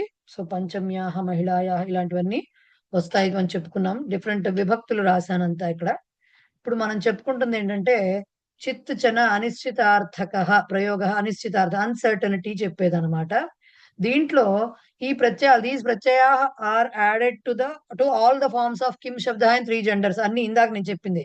ఏతే అపి విశేషణాని ఏవా, ఏతాని అని రావాలి, ఏతే అని వచ్చింది ఎందుకునో. ఓకే, సో ఇవన్నీ కూడా ఆ ఫార్మ్స్ అన్ని కూడా విశేషణాలే అవుతాయి. దీంట్లో పుంలింగంలో కశ్చిత్ ఇప్పుడు చెప్పా కదా ఇలాంటివి. మరి వీటికి పుంలింగ రూపం నేను కష్టపడుతున్నారు రాసుకోవడానికి, రాసేటప్పుడు స్పెల్లింగ్ మిస్టేక్స్ వస్తున్నాయని నేను ఇలా పెట్టాను. ఇది కిం శబ్ద రూపాలు, పుంలింగంలో కిం శబ్ద రూపం ఇది. ఓకే, కహ కౌ కే. వీటికి చిత్ యాడ్ చేసినప్పుడు, రూపాలు ఇలా రాయాలి, స్పెల్లింగ్స్ చూసుకోవాలి. వీటిని ఇవి నేను పంపిస్తా కాబట్టి వీటి రాయడం ప్రాక్టీస్ చేయండి. ఎందుకంటే ఇక్కడ రకరకాల సంధులు జరుగుతాయి. ఇప్పుడు సంధి అనే మాట కొంచెం అర్థం తెలిసింది కాబట్టి రకరకాల సంధులు జరిగి ఇలా కశ్చిత్, కౌచిత్, కేచిత్, కంచిత్, కౌచిత్, కాంశ్చిత్, అలాగే కేనచిత్, కాభ్యాంచిత్, కైశ్చిత్, కస్మైచిత్, కాభ్యాంచిత్, కేభ్యశ్చిత్, కస్మాచిత్, ఇలాగే రాయాలి. దాన్ని రెండు చాలు వస్తాయి. ఓకే, కాభ్యాంచిత్, కేభ్యశ్చిత్, కస్యచిత్, కయోశ్చిత్, కేశాంచిత్, కస్మింశ్చిత్. ఈ మాట చాలా సార్లు వచ్చి ఉండాలి మీకు. కయోశ్చిత్, కేషుచిత్. ఇది మనకి పుంలింగ రూపము. యాక్చువల్ గా దానికి చిత్ చన ఏదైనా యాడ్ చేయొచ్చు. కానీ రాసేటప్పుడు ఏమవుతుందంటే ఆ పక్కన వచ్చినట్టు విసర్గో లేకపోతే ఆ ఎండింగ్ లెటర్ ఏదైతే ఉందో దానికిను ఈ చాకి మధ్యలో సంధులు జరిగి రూపాలు ఇలా వస్తాయి అన్నమాట. పుంలింగ శబ్దానికి కిం శబ్దము రాసా, దానికి సంబంధించిన చిత్ ప్రయోగం కూడా రాసా. చిత్తే రాయాలంటే అక్కర్లా, చన రాసినా ఆ తకారం పోయి చివరిలో నా వస్తుంది, అంతే తేడా. అంతకుమించి ఈ చీకి ఈ ఇకారం ఉండదు. ఓకే, చనా కాబట్టి అది. అలాగే స్త్రీలింగంలో కూడా అలాగే పెట్టాను నేను. కాకే, కాహ, కాంకే. ఇది కిం శబ్ద స్త్రీలింగ రూపము. దీనికి కాచిత్, కేచిత్, కాశ్చిత్, కాంచిత్, కేచిత్, కాశ్చిత్, కయాచిత్, కాభ్యాంచిత్ ఇలాగ రూపాలు వస్తాయి. కస్యాశ్చిత్, కస్యాంచిత్, కాసుచిత్ ఇలాంటి రూపాలు వస్తాయి. ఓకే, ఇది స్త్రీలింగంలో చిత్చన ప్రయోగంలో. నపుంసకలింగానికి మొదటివి 2 సేమ్ ఉంటాయి అండ్ మొదటివి 2 మాత్రమే ఇచ్చాము, కించిత్, కేచిత్, కానిచిత్ అని. మిగతాదంతా పుంలింగ రూపంలో తృతీయ విభక్తిలో ఎలా ఉన్నాయో అలాగే వస్తాయి. తృతీయ నుంచి సప్తమి వరకు పుంలింగంలో ఎలా ఉంటాయో అలాగే వస్తాయి. ఇదేదో మిగతాదంతా లేదు అనుకోకండి. The remaining forms will be like పుంలింగ శబ్ద. తృతీయ నుంచి అన్ని శబ్దాలు లాగానే దీనికి కూడా తృతీయ విభక్తి నుంచి పుంలింగ శబ్దం లాగానే ఉంటాయి రూపాలు. ఓకేనా? ఇవి అప్పుడే వెంటనే రావు. ఇవాళ క్లాస్ విన్నారు కాబట్టి, ఇంకా వాక్యాలు చదివి నేను అర్థాలు చెప్తా కాబట్టి కాస్త ప్రాక్టీస్ చేసినప్పుడు తెలుస్తాయి ఇవి. అర్థమైందా? ఇవి నేను పంపిస్తాను, ఈ PDF పంపిస్తాను నేను. ఇంతవరకు అర్థమైందా? కొంత రూపాలు మాత్రం ప్రాక్టీస్ చేయాలండి. ఎస్ భవానీ గారు చెప్పండి. మహోదయ 63 రూపాల 61 రూపాల కిం శబ్దానికి 63 పోనీ 21 3 63 61 అన్నానా? పోనీ 63. మళ్ళీ కొంచెం వీక్ మేము లెక్కల్లో. మేడం ఒకటి ఇది ఇప్పుడు మనం ఇప్పుడు కాభ్యాం అన్నప్పుడు కాభ్యాంచిత్ అంటున్నప్పుడు అక్కడ అనుస్వారం యాడ్ అవుతుంది. అది అనుస్వారంతోనే పలకాలి. ఆహా, అనుస్వారంతో పలకరు. అనుస్వార నియమం ఫాలో అవ్వాలి ఇక్కడ. ఇప్పుడు మీరు కాభ్యాం వచ్చినప్పుడు మకారం తర్వాత అది వచ్చినప్పుడు ఏమవుతుంది, అక్కడ అనుస్వారం అయిపోతుంది. కాభ్యాం అవుతోంది, డాట్ అవుతుంది. మనం అంటే ఉత్తి పదంగా రాసినప్పుడు మకారం రాస్తాం, లేకపోతే డాట్ పెడతాం కదా. డాట్ పెట్టి పక్కన చిత్తు వస్తున్నప్పుడు ఏమవుతోంది మీకు, గంగా, చంచలం ఇలా రాశారు చూసారు, అలా వచ్చింది అనమాట. అది అంటే నా ఉద్దేశం కంపల్సరీగా అనుస్వారం పలికే చెప్పాలి. అది లేదు, కాంచిత్ అని పలకాలి. చంచల అని ఎలా పలుకుతారో అలా పలకాలి. కాంచిత్, కాంచిత్ ఆ నికారం పలకాలి. చచ అని రాస్తాం కదా మనం దాంట్లో. అక్కడ కాం రాసినప్పుడు పైన డాట్ కాస్త ఏమైపోతుంది, ఇప్పుడు చెంచలహ రాసినప్పుడు ఏం చేస్తారండి, చంచలహ అని పలకరు మీరు దాన్ని, చంచల అని పలుకుతారు. అది పలకాలి, అది పలకాలి. రాయడం కూడా అలాగే రాస్తాం. అంతేగాని కాంచిత్ అని పలకూడదు, కాంచిత్ అనే పలకాలి. అంతే. అంటే పంచమాక్షరం వస్తుంది అక్క మహోదయ అక్కడ. పంచమాక్షరం, వర్గ పంచమాక్షరం. ఎక్కువ చా వచ్చింది కాబట్టి నికారమే వస్తుంది. అంటే ఏంటి, ఎప్పుడు అక్కడ అనుస్వారంతో వస్తున్నప్పుడు. లేదు ఇప్పుడు కస్మై ఉందనుకోండి, అక్కడ ఏమి సంధి జరగదు కాబట్టి కస్మై చిత్ వచ్చేస్తుంది. మామూలుగా కస్మై పక్కన చిత్ రాస్తాం అంతే. కానీ ఎప్పుడైతే నకారంతో ఎండ్ అయినప్పుడు కస్మిన్ చిత్ అని వస్తుంది. కస్మిన్ అది వేరే సంధి, అసలు మనకు రానే రాదు ఆ సంధి. కస్మిన్ ప్లస్ చిత్ కస్మిన్ చిత్ అని వస్తుంది. అందుకనే ఈ పదాలు వాళ్ళు పుస్తకంలో ఇచ్చారు ఎలా రాయాలో. కొన్ని చోట్ల తప్పులు పడ్డాయట, ప్రింటింగ్ మిస్టేక్స్ పడినాయి కొన్ని పుస్తకాల్లో. నాకు ఇది వరకు క్లాసులు వాళ్ళు చెప్పారు. అందుకని నేనేం చేశానంటే ఇది యాడ్ చేసి ఇది పంపించాను అనుకోండి, అది చూసైనా ఒకసారి 2 సార్లు మీరు రాసుకున్నారనుకోండి గుర్తుండిపోతుంది. ఓకే, అర్థమైంది. వాక్యాలు చూడండి ఒకసారి, దాని అర్థాలు ఎలా వాడతారు వాక్యాల్లో, అది ఎలా ఉపయోగిస్తారో తెలుస్తుంది. కశ్చిత్ పురుష తత్ర గచ్చతి, ఎవడో ఒకానొకడు అటు వెళుతున్నాడు, అక్కడ వెళుతున్నాడు. కశ్చిత్ పురుష. ఓకే, వాళ్ళు శకారం అలా రాశారు. మనం ఎలా రాయాలి అంటే, మనం చేత్తో రాసినప్పుడు శకారంలో నిలువు గీత ఉంటుంది కదా, నిలువు గీత తీసేసి చా రాసేసి ఇకారం చేత్తో మనం అలాగే రాస్తాం. ప్రింటింగ్ లో ఒక్కొక్కసారి ఇలా పడుతుంది, దానికోసం మనం కంగారు పడక్కర్లా. ఓకేనా. కశ్చిత్ పురుష తత్ర గచ్చతి, కాచిత్ వృద్ధ కథాం వదతి, ఎవరో ఒక గుడికి వెళ్ళాం, ఎవరో ఒక ముసలావిడ కథ చెప్తోంది. ఎవరో ఆ ముసలావిడ, పర్టికులర్స్ వేరే అబౌట్స్ మనకు తెలియవు. సో కాచిత్ మహిళ వృద్ధ కథాం వదతి, ఎవరో ఒక మహిళ, ఒకానొక స్త్రీ కథను చెబుతున్నది. అవి రెండు పుంలింగ స్త్రీలింగాల్లో ఏకవచనం ప్రథమా విభక్తిలోనే ఉన్నాయి. తర్వాత చూడండి, రమేశ కేనచిత్ మిత్రేణ సహ నగరం గతవాన్. మనకి ఇళ్లలో ఈ మాట చాలా సార్లు వచ్చింది. ఎవడో ఫ్రెండ్ వస్తే వెళ్ళాడు అని చెప్తాం మనం మామూలుగా, వాడితో వెళ్ళాడు అని. ఆ ఎవడో ఫ్రెండ్ విషయం మనం చెప్పం అవతల వాళ్ళకి, మనకు తెలిసినా చెప్పం. ఎవరో ఫ్రెండ్ వస్తే వెళ్ళాడు అంటాం. సో ఆ ఫ్రెండ్ ఎవరో ఫ్రెండ్ స్నేహితునితో వెళ్ళాడు అనేది చెప్తాం. ఆ ఎవరో అనేది తెలుగులో మన విభక్తి పెట్టాం, సంస్కృతంలో పెట్టాలి. కేనచిత్ అని పెట్టాలి. సో రమేషుడు ఒకానొక ఎవరో స్నేహితుడితో, ఒకానొక స్నేహితునితో కలిసి నగరానికి వెళ్ళాడు. అలాగే గృహస్వామిని కస్మైచిత్ సేవకాయ వస్త్రం దత్తవతి. మన ఇళ్లలో అంటే ఒకళ్ళే పని మనుషులు ఉంటారేమో, కొంతమంది ఇళ్లలో బోళంతమంది ఉంటారు కదా. ర్యాండమ్ గా ఎవరో ఒక పనివాడికి, లేకపోతే ఎవరు సేవకాయ అంతే, పనివాడికి బట్టలు ఇచ్చింది ఆవిడ, వస్త్రం దత్తవతి. సో కస్మై చిత్ సేవకాయ, కస్మై చిత్ అక్కడ ఏం సంధి లేదు, ప్లెయిన్ గా యాడ్ అయినాయి రెండు అంతే, జస్ట్ చిత్ యాడ్ అయింది అక్కడ. ఓకే, కేన చిత్ లో కూడా అంతే. కానీ కస్మాచిత్ వృక్షాత్ ఫలం పతితం, బోడు చెట్లు ఉన్నాయి, చెట్లకి చాలా వాటికి పళ్ళు ఉన్నాయి. ఏ చెట్టు నుంచి పడిందో తెలియదు, ఏదో చెట్టు నుంచి ర్యాండమ్ గా పండు పడింది. అది దేనికి చెందిందో తెలియదు మనకి, కానీ పడింది. సో చెట్టు ఆబ్వియస్ గా పళ్ళు ఉండేవి చెట్టుకే కాబట్టి చెట్టు నుంచే పడుతుంది కాబట్టి ఏదో చెట్టు నుంచి అంటామే మనము, అలా అన్నమాట. సో కస్మాత్ ప్లస్ చిత్ కలిపితే అలా రాయాలి, డబల్ చా రాయాలి. ఈ సంధి మీరు శిక్షాలో చదువుకుంటారు. ఓకే, కస్మాచిత్ వృక్షాత్, ఏదో ఒక చెట్టు నుంచి, ఒకానొక చెట్టు నుండి పండు పడినది. అట్లాగే కస్మింశ్చిత్ పుస్తకే అహం ఏతాం కథం దృష్టవాన్, ఎక్కడో చదివానండి అంటాం. ఎక్కడ చదివానో గుర్తుకు రావట్లేదు, ఎక్కడో చదివానండి, అదే చెప్తున్నారు. ఎక్కడో ఈ కథను చూశాను, ఏదో పుస్తకంలో ఈ కథను చూశాను. ఏతాం కథాం దృష్టవాన్, ఎక్కడో ఏదో పుస్తకంలో, మనకు ఆ పుస్తకం పేరు గుర్తులేదు ప్రస్తుతం.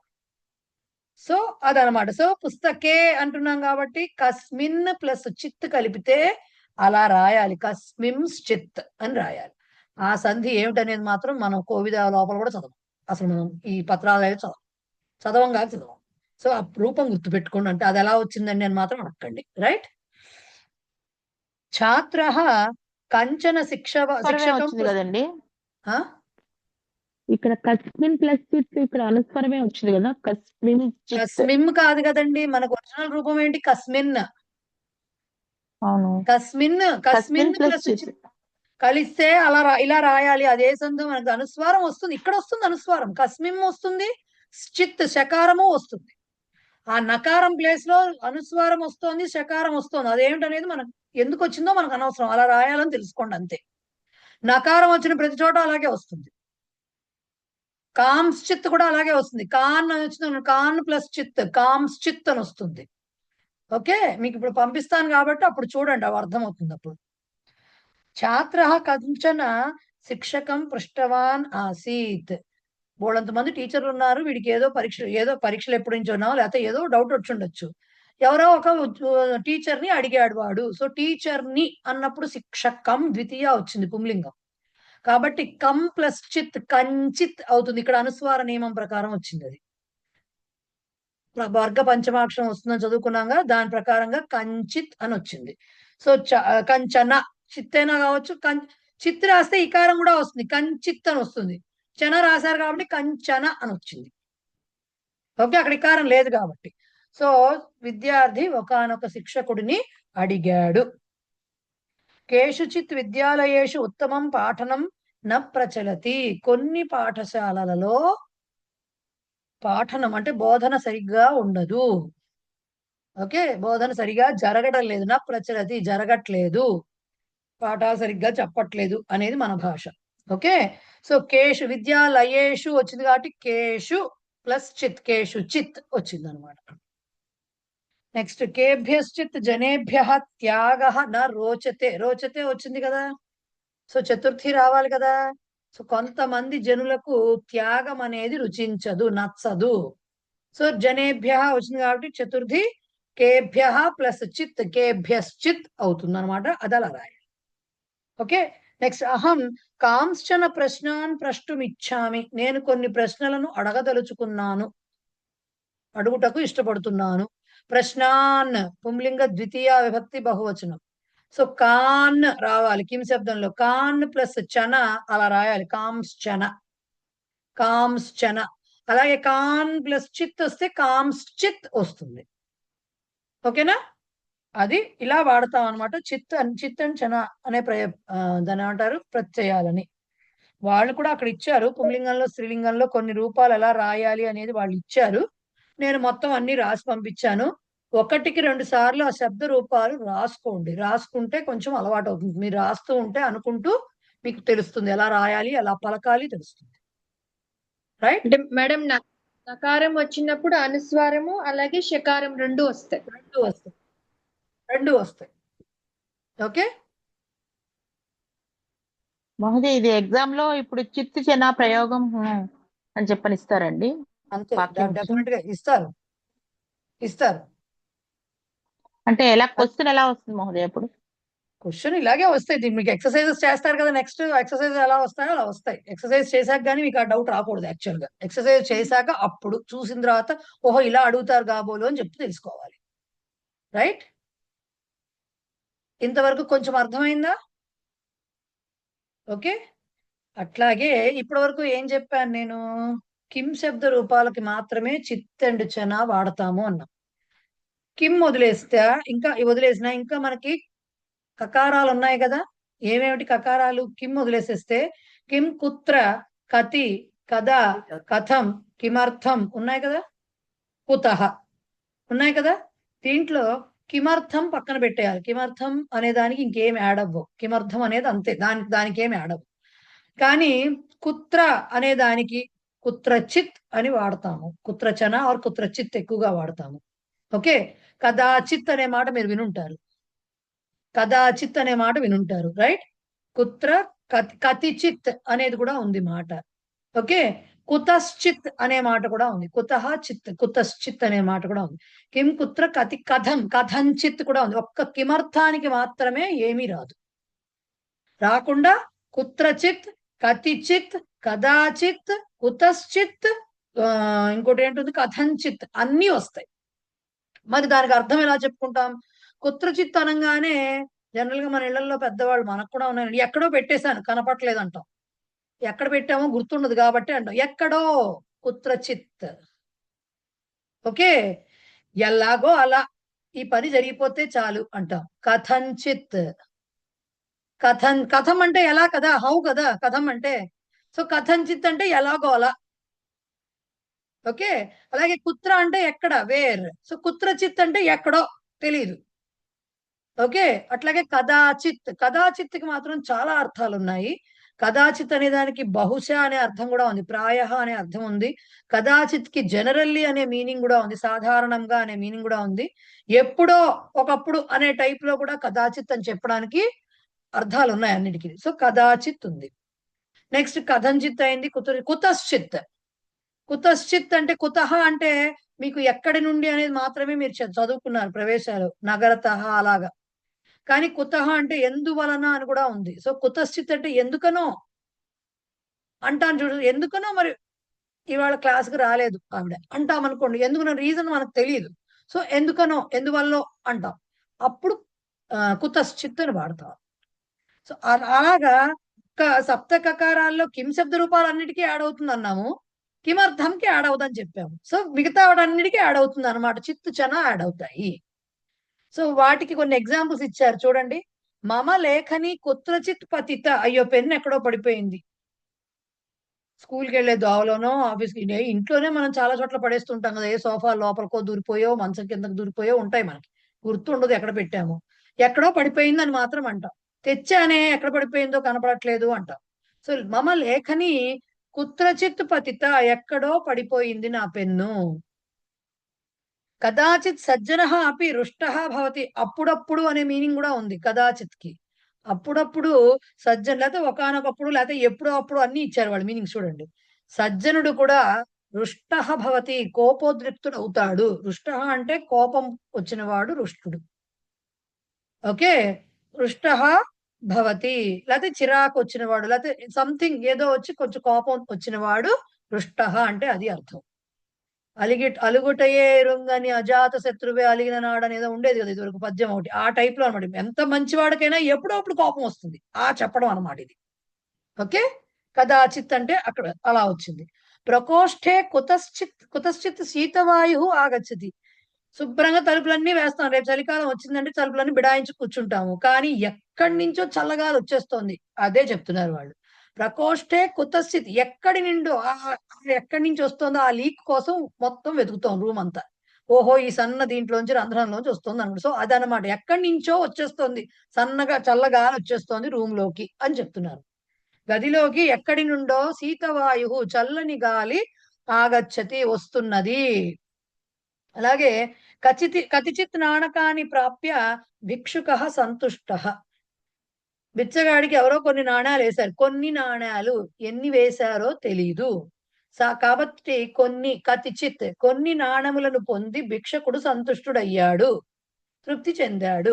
కొన్ని నాణ్యాలు ఎన్ని, 10, 20, 30, 1000 తెలీదు, బట్ కొన్ని నాణములను పొంది. కతిచిత్ అంటే అది మీనింగ్. ఓకే, కతిచిత్ దినాని అత్ర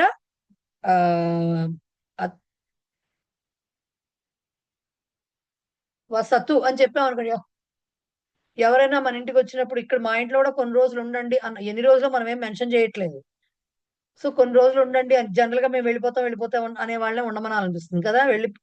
ఉంటాం అని వచ్చిన వాళ్ళు ఎప్పుడు పోతారా అనిపిస్తుంది ఒక్కోసారి. సో మా ఇంట్లో కూడా కొన్ని రోజులు ఉండండి, ఎన్ని రోజులు మనం మెన్షన్ చేయం, మాట వేస్తాం కొన్ని రోజులు మా ఇంట్లో కూడా ఉండండి అని. సో ఆ కొన్ని రోజులు కతిచిత్ దినాని అనమాట. ఓకే, సో అది. నెక్స్ట్ కథంచిత్ బాలక వృక్షం ఆరూఢవాన్, ఊరిని వీడు చెట్టు ఎక్కేశాడు ఎలాగో మొత్తానికి అంటాం. ఎలాగో అలా చెట్టు ఎక్కేశాడు పిల్లాడు, ఎలా ఎక్కాడో తెలియదు. వీడు ఎక్కడేమో అనుకున్నాం, ఎలాగో ఎక్కేశాడే మొత్తానికి, అదనమాట. సో కథంచిత్ అంటే అలా చెప్పేది. ఓకే, సో కిం కుత్ర కతి కదా కుతః కథం వరకు వస్తాయి, చిత్తుచన ప్రయోగాలు వస్తాయి. కిమర్థానికి మాత్రం రావు. ఓకేనా? ఓకేనా? ఏంటో ఏం జీవితం రా, అనవసరం ఎరక్కపోయి వచ్చాను ఇరుక్కుపోయి అంటే అందరూ ఏమిటో సంస్కృతం అనుకుని వచ్చాము, ఇక్కడేమో మమ్మల్ని చావగొడుతున్నారు కూర్చోబెట్టి. ఎరక్కపోయి వచ్చాను ఇరుక్కుపోయాననే పాట ఉండేదిలేండి, అట్లాగా ఉన్నాయి పాపం మొహాలు చూస్తే. అస్సలు అలా ఏం లేదు, ఎంజాయ్ చేస్తున్నాము. ఏం చెప్తారో వింటున్నాం మేడం. అంత సీరియస్ గా పాఠం చెప్పడం నా చేత కాదండి, ఏం చేయమంటారు? మధ్యలో నాకే కంగారు వేస్తుంది, ఏం జరుగుతుంది క్లాస్ లో అని అర్థం అవుతుంది నాకు ఫస్ట్. సో కాసేపు మధ్యలో ఏదైనా వస్తే మళ్ళీ రిలాక్స్ అవుతాయి అన్నమాట, నర్వ్స్ అన్ని రిలాక్స్ అవుతాయి. సో అది క్లియర్, ఇంతవరకు అర్థమైందా? కొంచెం మళ్ళీ ఇంకోసారి క్లాస్ విన్నప్పుడు కానీ మళ్ళీ ఎక్సర్సైజ్ చేసేటప్పటికి నెక్స్ట్ అప్పటికి కొంచెం క్లారిటీ వస్తుంది. ఓకేనా? ఓకే భవానీ గారు చెప్పండి. మహోదయ్, ఇప్పుడు ఇవి విశేషణాలుగా వాడతామన్నాం కదా,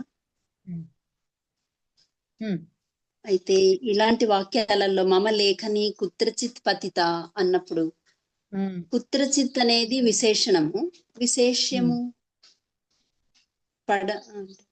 చెప్తాను. అదే కిం శబ్ద రూపాలు మాత్రమే విశేషణాలు ఇన్ ద సెన్స్, కిం శబ్ద రూపాల్లో లింగ భేదాలు ఉన్నాయి కాబట్టి అవి విశేషణాలు. ఇవి అవ్యయ రూపాలండి, ఇవి యాక్చువల్ గా మనకి కుత్ర కథ ఇవన్నీ కూడా అవ్యయాలు కాబట్టి, బట్ వాటికి కూడా విశేషణాలుగా కిం శబ్ద రూపాలు మాత్రమే వాడతారు.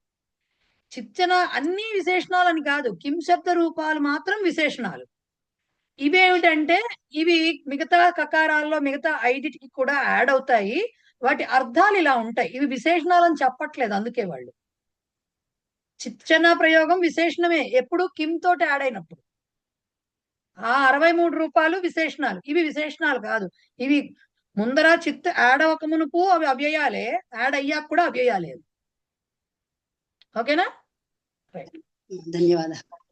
అది ఫస్ట్ లో మీరు అందుకే కదండి కేవలం కిం శబ్ద రూపానికే అని మీరు స్పెసిఫిక్ గా చెప్పారు. అది అందుకే విశేష. సో ఇది మీకు ఈ పాఠంలో ఫస్ట్ వచ్చిన గ్రామర్. ఈ ఎక్సర్సైజ్ ఇప్పుడు మనం చెయ్యము, ట్యూస్డే క్లాస్ లో చేస్తాము ఈ ఎక్సర్సైజ్, ఎందుకంటే మీకు తెలియాలి కదా అవి. పాపం ఇవాళకి గ్రామర్ కాదు కానీ మిగతావి చెప్పుకుందాం, సరేనా? ఓకేనా? కాస్త రిలాక్స్ అవుదాం, చాలు. విన్న గ్రామర్ గంటన్నర నుంచి విన్నారు కదా, చాలు. అందుకనే లెసన్స్ లో మనకి ఓన్లీ గ్రామరే కాకుండా కాసేపు ఆ పద్యం అని, ఈ శ్లోకం అని, ఇదని ఏదో కాస్త 2 ముక్కలైనా మనకు తెలిసినవి పెడితే ఓహో హుషారు వస్తుంది మళ్ళీను. లేకపోతే అన్ని తెలియనివే కనిపిస్తుంటే తెలియదు కదా. ఎక్కడికైనా వెళ్ళాం అనుకోండి, మనకి ఎవరన్నా తెలిసిన వాళ్ళు కనిపిస్తే కాసేపు ఉందాం అనిపిస్తుంది, అరగంట కబుర్లు చెప్దాం అనిపిస్తుంది. ఎవరు తెలియని మొహాలు ఉంటే ఇంక చాలే, వచ్చింది వచ్చామా, ఫంక్షన్కి వెళ్ళామా, ఇలా గిఫ్ట్ చేతిలో పెట్టామా, ఒక ఫోటో దిగామా అన్నట్టే ఉంటుంది కదా. ఇది కూడా అంతే, మధ్య మధ్యలో మనకు తెలిసినవి కాసేపు కొన్ని తెలిసిన విషయాలు శ్లోక రూపంలోనూ వింటూ ఉంటే అదో రకమైన హుషారు, రైట్?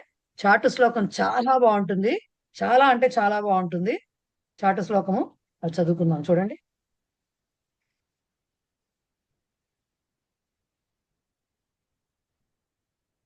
చాటు శ్లోకాలకి మనం అనుకున్నాం కదా బ్యాక్గ్రౌండ్ ఉంటుంది, లైక్ యస్యాహం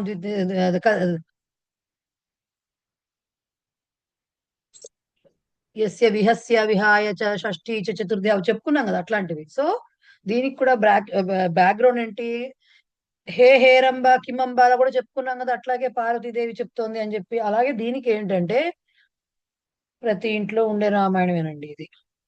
నువ్వు ఇలా కూర్చుంటే పని, ఇలా సంసారాన్ని ఎవడు పోషిస్తాడు అని జనరల్ గా అంటూ ఉంటారు కదా. మామూలుగానే పెళ్లి సంబంధాలు చూసేటప్పుడే ఉద్యోగస్తుడైతే ఇవ్వడానికి ముందుకు వస్తారు కదా. ఉద్యోగం చెబితే ఏం పెట్టి పోషిస్తావు మా అమ్మాయిని అడుగుతారు కదా. సరే ఇప్పుడు ప్రస్తుతం శివపార్వతులు మరి చేసేసుకున్నారు, పెళ్లి చేసేసుకున్నారు, పిల్లలు ఉన్నారు, అందరూ అయిపోయారు. ఇప్పుడు ఈవిడ ఇంటి పోరనమాట. నువ్వు ఇలా కూర్చుంటే ఎట్లా బాబు, నువ్వు ఇలా భిక్షాటం చేస్తూ ఉంటానంటే కుదరదు నాకు, నువ్వు ఏదో పని చేయాలి కదా, నువ్వు నీకేమిటి ప్రాబ్లమ్ అని ఆవిడ పాపం వాళ్ళకు కూడా తప్పలేదు ఇలాంటి పోరు అని చెప్తూ బ్రహ్మాండమైన శ్లోకం అండి. రామాద్యాచయ మేదినీం ధనపతేర్ బీజం బలాల్లాంగలం ప్రేతేషాన్ మహిషం తవాస్తి వృషభ ఫాలం త్రిశూలం తవ శక్తాహం తవ చాన్నదాన కరణే స్కందోస్తి గోరక్షణే ఖిన్నాహం హర భిక్షయా కురు కృషిం గౌరీవచ పాతు వహ. ఏం చెప్తున్నారు? రామాద్యాచయ మేదినీం ధనపతేర్బీజం బలాల్లాంగలం ప్రేతేషాన్ మహిషం తవాస్తి వృషభః ఫాలం త్రిశూలం తవ శక్తాహం తవ చాన్నదానకరణే స్కందోస్తి గోరక్షణే ఖిన్నాహం హర భిక్షయా కురు కృషిం గౌరీ వచ పాతు వహ. ఫస్ట్ పద విభాగం చూడండి. రామాత్ యాచయ, ఇది అన్ని చాలా పదాలు స్ప్లిట్ ఉంటుందండి కాబట్టి కామాలు పెట్టుకోండి. ఓకే, కాదు కాదు, రామాత్ రామ రామ శబ్దం కాదు, రామాత్ రామాత్ యాచయ, రామాత్ అది సామాత్ కాదు, రామాత్ యాచయ, రామాత్ యాచయ మేదినీం ధనపతేహే బీజం. ముందు కామాలు పెట్టుకోండి, రికార్డింగ్ విన్నప్పుడు రాసుకోండి కావాలన్నప్పుడు. రామాత్ యాచయ మేదినీం ధనపతేహే బీజం బలాత్ లాంగలం, బలాత్ లాంగలం ప్రేతేషాత్ మహిషం. ఇవన్నీ సంధులండి, ఈ సంధులన్నీ మీరు శిక్షలు చదువుతారు.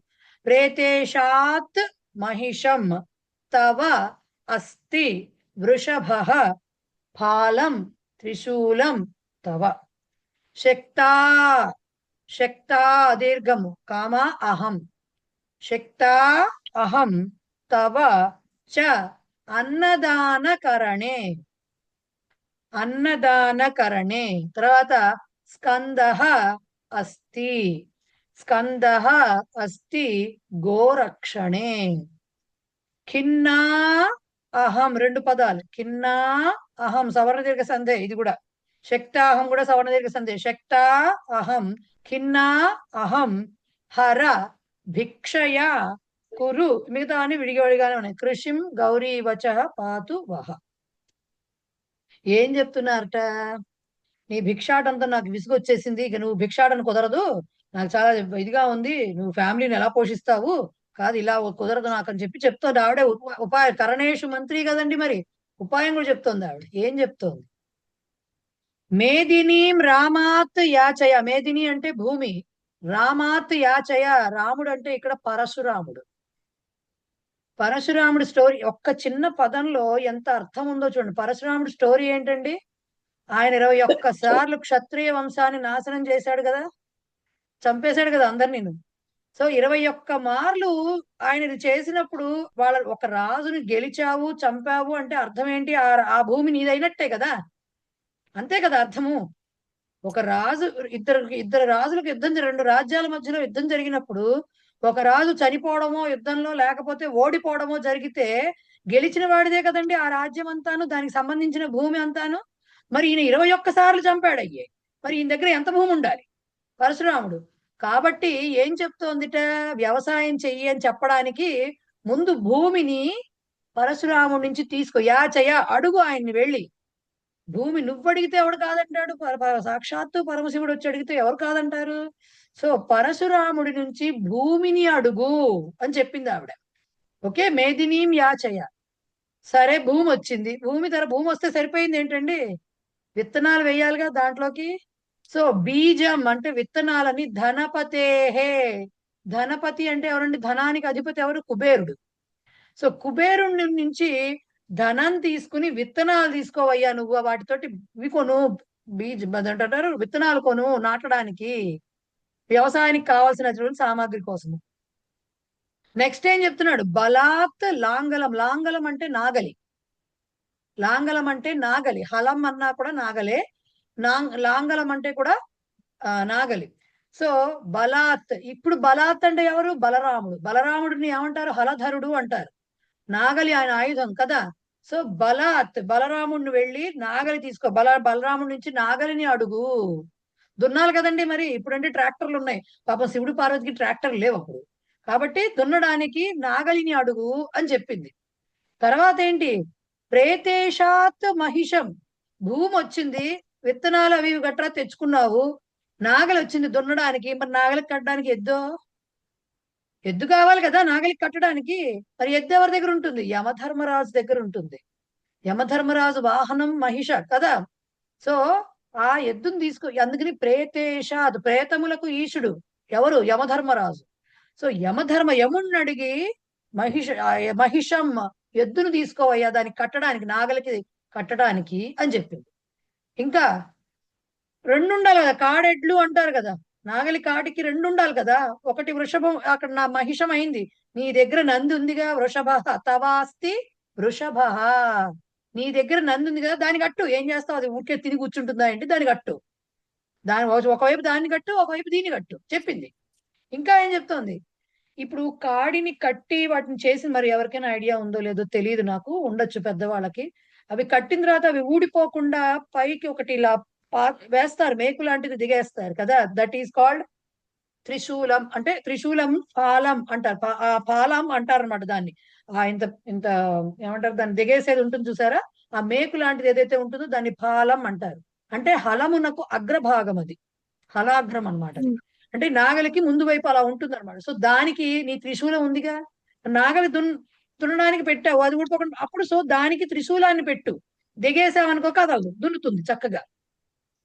సో తవాస్తి వృషభ పాలం ఏమిటి మరి అంటే తవ త్రిశూలం, నీకు ఉందిగా త్రిశూలం, దాన్ని పెట్టు, ఊరికే పట్టు కూర్చోడానికి ఏంటి, అది ఉంది దాన్ని పెట్టు అక్కడ అని చెప్పింది.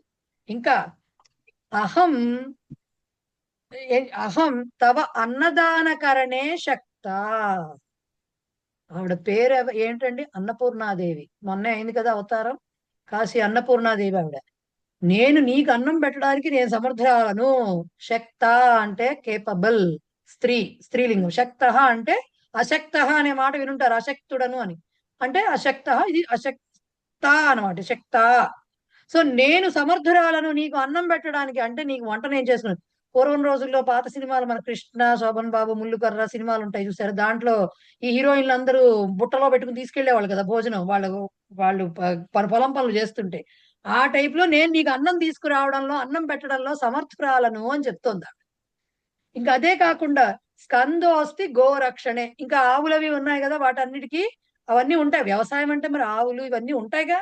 సో ఇవన్నిటికీ రక్షించటానికి, అవన్నీ ఏర్పరచుకున్నాక రక్షించటానికి మన కుమారస్వామి ఉండనే ఉన్నాడు. స్కందహ కుమారస్వామి ఉండనే ఉన్నాడు కదా, ఆయన ఉన్నాడు.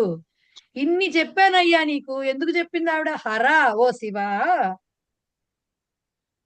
అహం ఖిన్నా నీ భిక్షాటనతోటి, భిక్షయ తవ, భిక్షయ తవ అనేది అక్కడ లేకపోయినా పక్క నుంచి తెచ్చుకోవచ్చు. సో భిక్షయ ఖిన్నా అహం, నీ భిక్షాటన కాదు గాని ఈ భిక్షాటనతోటి నాకు చాలా ఖిన్నురాలనైతిని, అంటే చాలా బాధగా ఉందయ్యా నాకు, వద్దు ఈ భిక్షాటన చెయ్యకు నువ్వు చెప్పి. కురు కృషిం కురు, వ్యవసాయం చెయ్యి. ఇన్ని చెప్పా కదా, ఎవరెవరి దగ్గర నుంచి ఏమేమి వస్తువులు వస్తాయి నీకని చెప్పా, సామగ్రి అంతా ఎక్కడ వస్తుందని, ఇవన్నీ తీసుకురా, వచ్చి వ్యవసాయం చెయ్యి, భిక్షాటన వద్దు నాకు అని చెప్పేటటువంటి గౌరీ వచహ అని చెప్పే అమ్మవారి మాటలు, గౌరీ వచహ మాటలు, వహ పాతు మిమ్మల్ని రక్షించుగాక. ఎంత బాగా చెప్పారు చూడండి పద్యం. అసలు చిన్న పద్యంలో మనం రాస్తే దీని కరెక్ట్ అర్థం రాసుకుంటూ వెళ్తే ఓ పెద్ద పేజ్ వస్తుంది. ఓకే, అంటే ఇక చరిత్ర కూడా, పరశురాముడు ఎందుకు పరశురాముడి దగ్గరే తీసుకోవాలి భూమిని అంత రాయం మనం యూజువల్ గా. తాత్పర్యం అంటే పరశురాముడి వద్ద నుండి భూమిని ఇట్లాగే రాసుకుని వెళ్ళిపోతాం. ఎందుకు వచ్చింది అవన్నీ, ఎందుకు తీసుకోవాలి, వాళ్ళ దగ్గరే ఎందుకు తీసుకోవాలి, ఇంకెవరు లేరా అంటే కారణాలు ఉన్నాయి వాటికి. సో అంతటిని ఈ పద్యం లోపల సంక్షిప్తీకరించేశారనమాట వాటిని. సో రామాద్యాచయ మేదిని ధనపతేర్ బీజం బలాల్లాంగలం ప్రేతేషాన్ మహిషం తవాస్తి వృషభ ఫాలం త్రిశూలం తవ శక్తాహం తవ చాన్నదానకరణే చ పక్కన వచ్చింది అంతే. స్కందోస్తి గోరక్షణే ఖిన్నాహం హర భిక్షయ కురు కృషిం గౌరీవచ పాతు వహ. అర్థమైందా అండి ఇక్కడ? క్లియరా? భాష మళ్ళీ కిన్నా అనే శబ్దానికి మీనింగ్ చెప్పరా? కిన్నా బాధపడిన దాని నైతిని, బాధపడిన దానను, బాధితురాలని ఏదైనా చెప్పొచ్చు. ఖిద్యతే శబ్దం విన్నారు కదా, దాని నుంచి వచ్చింది కిన్న అనేది. ఆ రూపం ఏమిటనేది అంటే చెప్తా తర్వాత. గచ్చతికి గతహ ఎట్లాగో ఖిద్యతేకి ఖిన్న అనేది వస్తుంది. అది సరే, అది వచ్చినప్పుడు చూద్దాము. ప్రస్తుతానికైతే ఖిద్యతే నుంచి వచ్చినది. ఖిద్యతే బాధపడుతున్నది, ఖిన్న అంటే బాధపడినది. ఓకే, పాతుం అంటే రక్షించడం. పాతుం రక్షించుటకు, తుమున్ ప్రత్యయం. పాతి విన్నారు కదా, పాతు. పాతు అనే మాట వింటారు కదా మీరు. పాతు, పాతు, పాహి విన్నారు కదా, పాహి మధ్యమ పురుష. పాహిమాం అంటాం కదా. సో పా ధాతు అనమాట. పాతి అంటే రక్షతి అని అర్థం అనమాట. పాతి అంటే పాతుం అంటే రక్షితుం అని అర్థం. గోరక్షణే గోవులు రక్షించడం కొరకు అనండి. గోవులు రక్షించడం అది సప్తమి విభక్తి కదండి. గోరక్షణే, అన్నదానకరణే సప్తమి విభక్తి. ఓకే, చ అన్నదానకరణే. మహోదయ ఒక్కసారి థర్డ్ లైన్ చెప్పరా మళ్ళీ? తవ అన్నదానకరణే అహం శక్త. నీకు అన్నము పెట్టడంలో, నీకు భోజనం తీసుకురావడంలో, నీకు అంటే మరి అవునండి, పని చేస్తుంటే వ్యవసాయం చేయడం అంటే సామాన్యమైన విషయమే. ఆ బోళ్ళంత కష్టం, మధ్య మధ్యలో వాళ్ళకి ఫుడ్ పెడుతుండాలి కదా. సో నీకు ఆ ఆహారం తీసుకురావడానికి నేను సమర్థురాలను. ఎందుకు? నా పేరు సాక్షాత్తు అన్నపూర్ణాదేవి నేను, కాబట్టి నేను నీకు అన్నం పెడతాను అని చెప్పింది ఆవిడ. అలాగే స్కందః అస్తి గోరక్షణే, ఆవుల్ని రక్షించడానికి మన కుమారస్వామి ఉన్నాడు కదా అని చెప్తుంది. ఇంతమంది నీకు హెల్ప్ కి ఉన్నారు, నీకు ఫెసిలిటీస్ కి ఇన్ని రకాల సౌకర్యాలకన్నిటికీ రకరకాల పీపుల్ ని చెప్పాను, ఇంక మాట్లాడకుండా భిక్షాటన చేయకుండా కామ్గా వ్యవసాయం చేసి మమ్మల్ని పోషించు అని చెప్తోంది ఆవిడ. యుష్మాన్, యుష్మాన్ మిమ్ములను మొన్న కూడా చెప్పా నేను క్లాస్ లో. ఇది వహ అనే శబ్దం యుష్మద్ శబ్దంలో ద్వితీయ, చతుర్థి, షష్ఠి బహువచనానికి వాడతారు.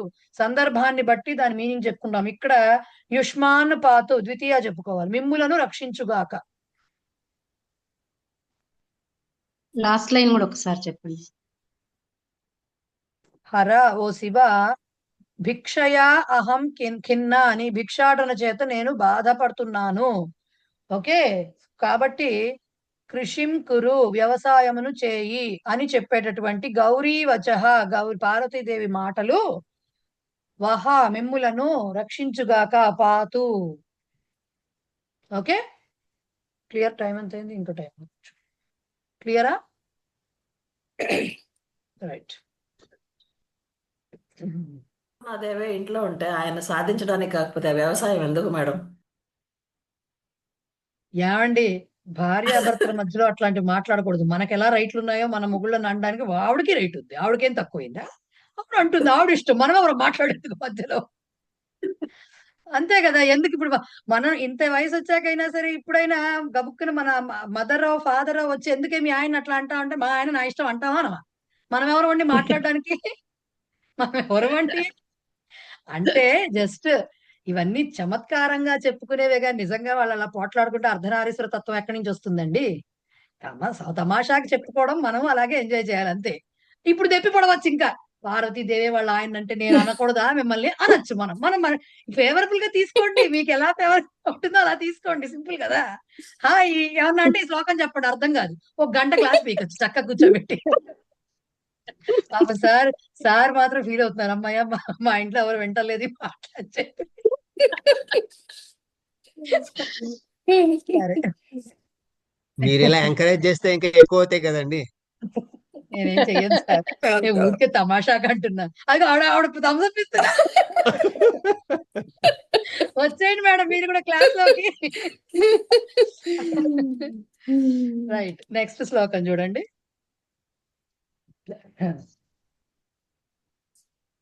రేపు పొద్దున పరీక్షలో గబుక్కున మీనింగ్ గుర్తుకు రాలేదనుకోండి, ఈ నవ్వుకున్న విషయాలైనా గుర్తొస్తే కనీసం ఏదో ఒకటి అది వస్తుంది. అందుకని టీచింగ్ లో ఇలాంటివి కాసేపు మాట్లాడుతూ ఉంటాం. ఎంతసేపు సీరియస్ గా చెప్తే ఏ సందర్భంలో ఇవి చెప్పుకున్నాం అనే విషయం మర్చిపోతాం మనం.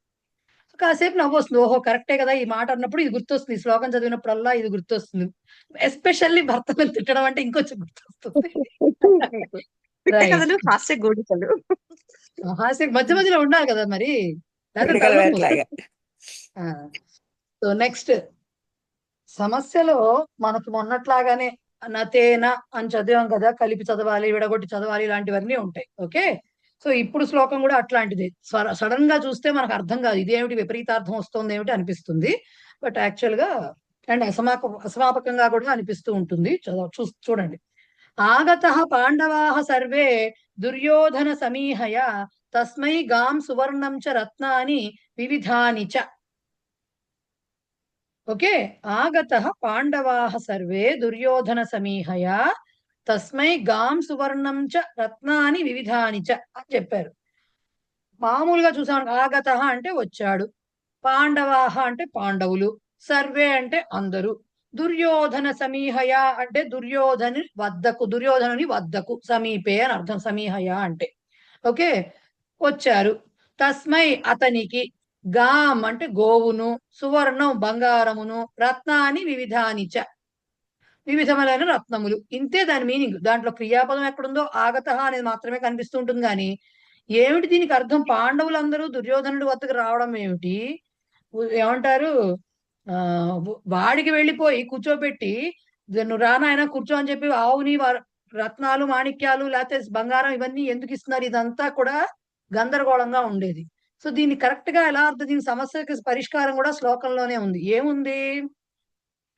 ఫస్ట్ పాయింట్ పాండవాహ అని వచ్చింది అనుకోండి, వచ్చారు వాళ్ళు, సర్వే పాండవాహ అని వచ్చింది అనుకోండి, సపోజ్ ఆగతాహ అని రావాలి. కానీ అక్కడ ఆగతహ అని ఏకవచనం మాత్రమే ఉంది, కాబట్టి ఇదేదో తిరకాసు ఉంది ఇక్కడ అనుకోవాలి ఫస్ట్. రెండవది, ఇక్కడ విడదీయటము సెకండ్ లైన్ ఏం ప్రాబ్లం లేదు. ఫస్ట్ లైన్ లోనే సర్వే దుర్యోధన సమీహయ అనే చోట్ల రాసినప్పుడు మీకు సర్వే అనే సెపరేట్ మాటగా, దుర్యోధన విడిగా ఉంది. పలుకుతున్నప్పుడు సర్వే దుర్యోధన సమీహయ అన్నప్పుడు అక్కడ ఎలా విడగొట్టాలి అంటే, సర్వే అదుహు యహ ధన సమీహయ. ఎలా విడగొట్టాలి దాన్ని? సర్వే అదుహు యహ ధన సమీహయ అనేది దానికి స్ప్లిట్. అక్కడే ఉంది ఆన్సర్ అంతా. ఓకే, సర్వే అదుహు యహ ధన సమీహయ. ఇప్పుడు మీనింగ్ ఎట్లా వస్తుంది అంటే, యహ యహ ఎవడైతే ధన సమీహయ ధనము సమీకరించుటకు, ఓకే, ఆగతః వచ్చాడో, యహ ధన సమీహయ ఆగతః ఎవడైతే ధనమును తీసుకోవడానికి, ధనము కోసం ఆశించి ధన సమీపంకు వచ్చాడో, సర్వే పాండవాహ అందరు పాండవులు, తస్మై అతనికి, గాం ఆవును, సువర్ణం బంగారమును, వివిధాని రత్నాని చ రకరకములైనటువంటి రత్నములను మణులు మాణిక్యాలని కూడా, అదుహు అంటే మీనింగ్ దానికి దత్తవంతః ఇచ్చారు. సో వాళ్ళు రాజులు కదండి, మరి రాజసూయాగం అలాంటివి చేసినప్పుడు ఏమైంది? ఏమడిగితే అవన్నీ ఇచ్చారు కదా. సో ధన సమీహయ ధనమును తీసుకోవడానికి, ధన కోసం అని చెప్పి ఆశించి వచ్చినటువంటి అతనికి ఎవడైతే వచ్చాడో, అతనికి పాండవులందరూ కూడా గోవుని, అలాగే బంగారాన్ని, రత్నమాణిక్యాలని కూడా ఇచ్చారు. అదుహు ఇచ్చారు అనేది దానికి మీనింగ్. ఓకే, సో ఇక్కడికి రాసేప్పుడు ఏమవుతుందంటే, మీకు వెనకాల లెసన్ ఎండింగ్ లో బాక్స్ లో రాస్తారు కదా సమస్యకి సమాధానము. సో సమాధానం అక్కడ ఎలా అయితే రాశారో అలా రాస్తే చాలు. ఆ శ్లోకం మీకు ఇచ్చారనుకోండి సమస్యకి, సేమ్ ఇక్కడ ఎలా ఉందో అది రాస్తే చాలు. ఓకేనా? మహోదయ్ మనం యాడ్ చేసుకున్నాం కదా మహోదయ్. యాడ్ చేసుకోవాలి. దుర్యోధన అనే చోట సర్వే అదుహు యహ ధన సమీహయ అని స్ప్లిట్ అలా చేసుకోవాలి అక్కడ. ఓకే, యాక్చువల్ గా సర్వే అదుహు చదువుతున్నప్పుడు సర్వే దుర్యోధన అన్నప్పుడు ఏమవుతుందంటే సందులు కలిసిపోతాయి. ఇప్పుడు ఆ సర్వే దగ్గర అదుహు అని ఉంటుంది అంటే రాసేటప్పుడు ఇక్కడ కావాలని పెట్టలేదు, పలుకుతారు కదా. ఇదివరకు అంతా నోటి ద్వారా కదా ఇవన్నీ ఏర్పడినవి. సో అలా వచ్చింది. ఈ ఆకారం లేకపోతే అవగ్రహం సింబల్ ఏదో ఇస్తారు అంటారు, అది లేదు ఇక్కడ. అది ఉండదు, అది చెప్పరు. అలా ఇస్తే సమస్య అవదుగా మరి అప్పుడు. సర్వే అండల్లో కూడా మిస్లీడ్ అయ్యింది, సర్వహ అని తీసుకోవాలి. కాదు పాండవాహకి వర్తిస్తుంది సర్వే అనేది. ఓహ్ ఓకే ఓకే సర్వే ఆహా. పాండవాః. అది అది మీరు చెప్పిన అవగ్రహ వస్తుందండి, ఆ సంధి వస్తుంది, అప్పుడు కరెక్ట్ గా అర్థం అవుతుంది ఇంకా. మేడం ధన ఓకే, సమీహయ ధనము కొరకు వచ్చాడు అని వస్తుందండి, ధనము కొరకు అని ధనం వస్తుందా? సమీకరించుకోవడానికి వచ్చాడు అని, ధనాశతోటి వచ్చాడు, పొందాలనే కోరికతోటి వచ్చాడు. రైట్, ఓకేనా? అదుపు అంటే ఏం చెప్పారు మహోదయ, ఒకసారి చెప్పరా? ఇచ్చారు, ఇచ్చారు. ఓకే, ఫస్ట్ మహోదయ గాం ధన్యవాదాలు. అంటే కదండి. గాం గో శబ్దంలో ద్వితీయ విభక్తి. గాం గావౌ గాహ, గోవు గో గా గో శబ్దంలో గౌహు గావౌ గావః ప్రథమ విభక్తి, గౌ గాం గావౌ గాహ ద్వితీయ విభక్తి. Super one. ఓకే, సుభాషితాలు చెప్పుకుని ఆపేసేయచ్చు, టైం అంత ఉంటుంది కాబట్టి సుభాషితాలు రెండు చెప్పి ఆపేద్దాం. శ్లోకార్థేన ప్రవక్ష్యామి యదుక్తం గ్రంథకోటిభిః పరోపకారః పుణ్యాయ పాపాయ పరపీడనం. ఇక్కడ ఒక్క యదుక్తం చోట యత్ ప్లస్ ఉక్తం, యత్ ఉక్తం అంత తప్ప మిగతావన్నీ స్ప్లిట్ చేసే ఉన్నాయి, ఆల్రెడీ స్ప్లిట్ అయిపోయి ఉన్నాయి. ఓకే, శ్లోకార్థేన ఇవంతా ఒకటే మాటలు ఇవన్నీ. శ్లోకార్థేన అంటే అర్ధ శ్లోకముతో, అంటే సగము శ్లోకముతోనే, ప్రవక్ష్యామి అంటే చెప్పాలనుకుంటున్నాను, నేను చెప్పగోరుతున్నాను అని అర్థం. ప్రవక్ష్యామి అంటే యదుక్తం, యత్ ఉక్తం ఏదైతే చెప్పబడినదో, వేటితోటి, గ్రంథ కోటిభిః కోట్లాది గ్రంథములతో ఏదైతే చెప్పబడినదో దానిని శ్లోకార్థేన ఒక సగము శ్లోకంతోనే నేను చెప్పదలుచుకున్నాను. ఏమిటి అది? ఆ సగం శ్లోకం అంటే ఒక్క లైను, 2 పాదాలు ఉంటే శ్లోకంలో ఒక పాదంతోనే చెప్పదలుచుకున్నానని నెక్స్ట్ పాదం అంతా అది చెప్తున్నాడు. ఎన్ని గ్రంథాలు చదివినా ఫైనల్ గా బాటం లైన్ ఏంటి అంటే పరోపకారః పుణ్యాయ పాపాయ పరపీడనం అంటే భవతి అని మనం అనుకోవాలి. విద్యా అహంకారాయ ఇవి చదివారు కదా మీరు చతుర్థి విభక్తిలో, రైట్? సో అలాంటిది అనమాట ఇది. పరోపకారః దేనికి? పుణ్యాయ, పరోపకారం చేస్తే పుణ్యం లభిస్తుంది. పాపాయ పరపీడనం, పరపీడనం పాపాయ, పరులను ఏడిపిస్తే పాపం. ఎన్ని గ్రంథాలు చదివినా అన్నిటిలో చెప్పిన సారం ఇదే ఆ మొత్తం. సో కాబట్టి కోట్ల కొలది గ్రంథములతోటి చెప్పబడిన దానిని నేను శ్లోకములోని సగభాగముతో చెప్పగోరుతున్నాను. అదేమిటంటే పరోపకారము చేస్తే పుణ్యము లభిస్తుంది, పరపీడనము చేస్తే, పరులను ఏడిపిస్తే పాపము లభిస్తుంది. ఇది ఆ సుభాషితానికి అర్థం. క్లియర్? చాలా తేలిగ్గా ఉంది కదా, పెద్ద కష్టంగా ఏం లేదు. రెండవది కూడా అలాగే ఉంటుంది. జలబిందు నిపాతేన క్రమశః పూర్యతే ఘటః సహేతు సర్వ విద్యానాం ధర్మస్య చ ధనస్య చ. మీకే వచ్చిందా? క్రమశః కణశశ్చైవ మీకు రాలా, వేరే వాళ్ళకి వచ్చింది. అయితే జలబిందు నిపాతే వచ్చిందండి. వచ్చిందా? ప్రవేశాలు ప్రవేశాలు వచ్చింది కదా. క్రమశః కణశశ్చైవ విద్యామర్జం అర్థం చ సాధయతని, అలాంటిదే ఇది కూడా, అది అలాంటిదే ఇది కూడా.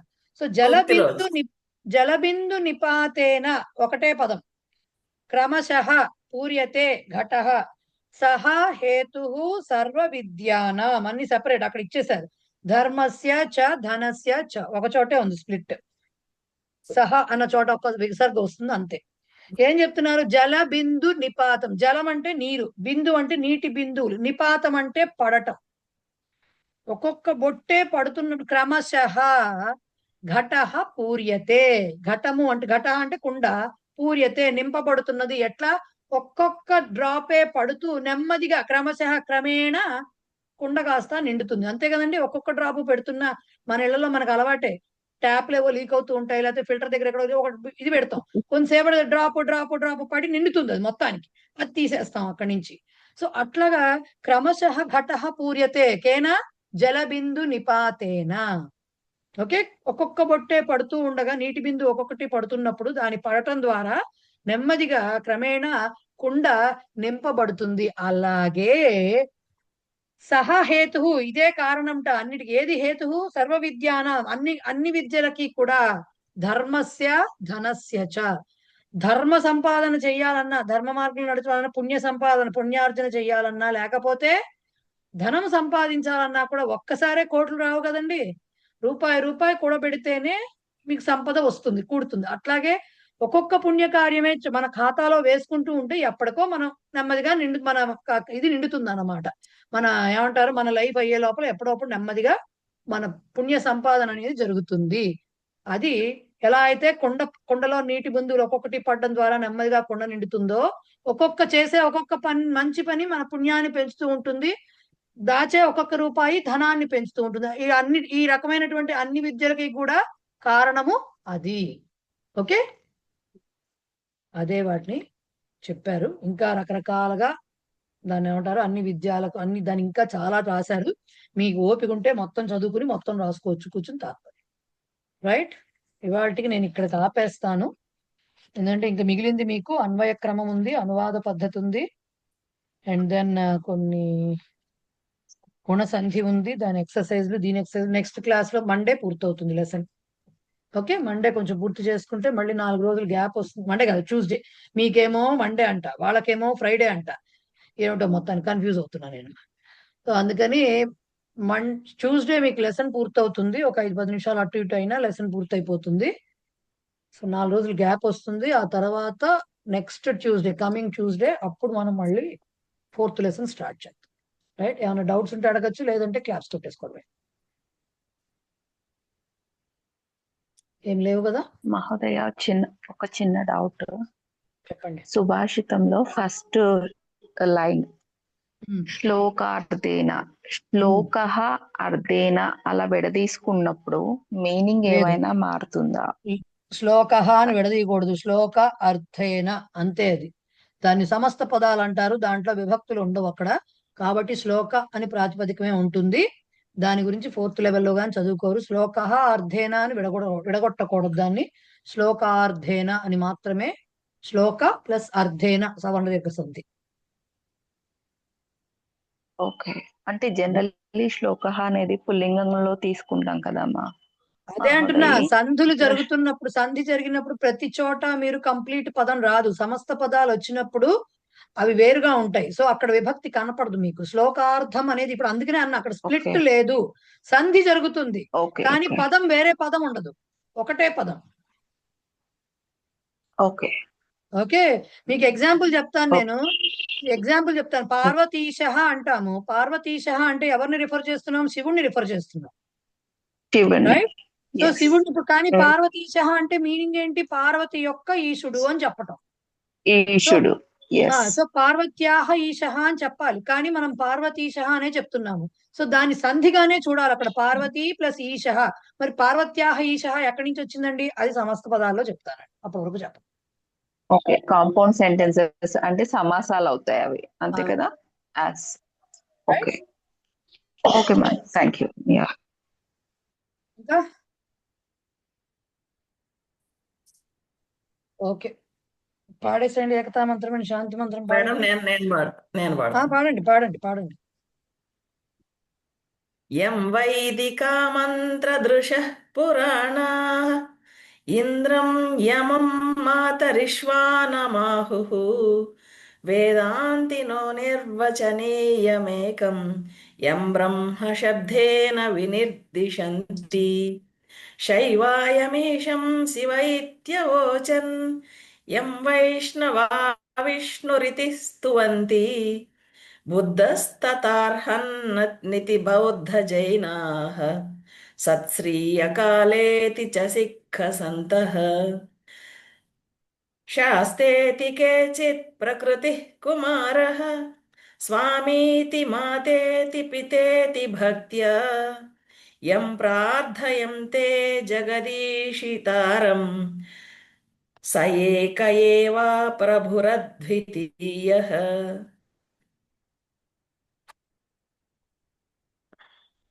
శాంతి మంత్ర. ఓకే, అది ఏం పాడాలి మేడం శాంతి మంత్రంలో? ఓం సర్వే భవంతు సుఖినః, ఓం సర్వే సంతు నిరామయాః, సర్వే భద్రాణి పశ్యంతు, మా కశ్చిత్ దుఃఖభాగ్ భవేత్. ఓం శాంతి శాంతి శాంతి. ఇక్కడ ఒక చిన్న కరెక్షన్ ఉంది, శబ్దేన అనకూడదు, శబ్దేన అల్ప ప్రాణం పలకాలి. ఓకే, పాడేటప్పుడు నాకు ఐడియా. జాగ్రత్తగా చూసుకుని పాడండి. ఎందుకంటే ప్రవేశాలు అంటే తెలియదు, నెమ్మదిగా ఇచ్చేస్తున్నాం కదా, అలాంటి మిస్టేక్స్ జరగకుండా చూసుకోవాలి. రైట్, ధన్యవాదాలు. ధన్యవాదాలు మహోదయ్. ధన్యవాదాలు. నమస్కారం.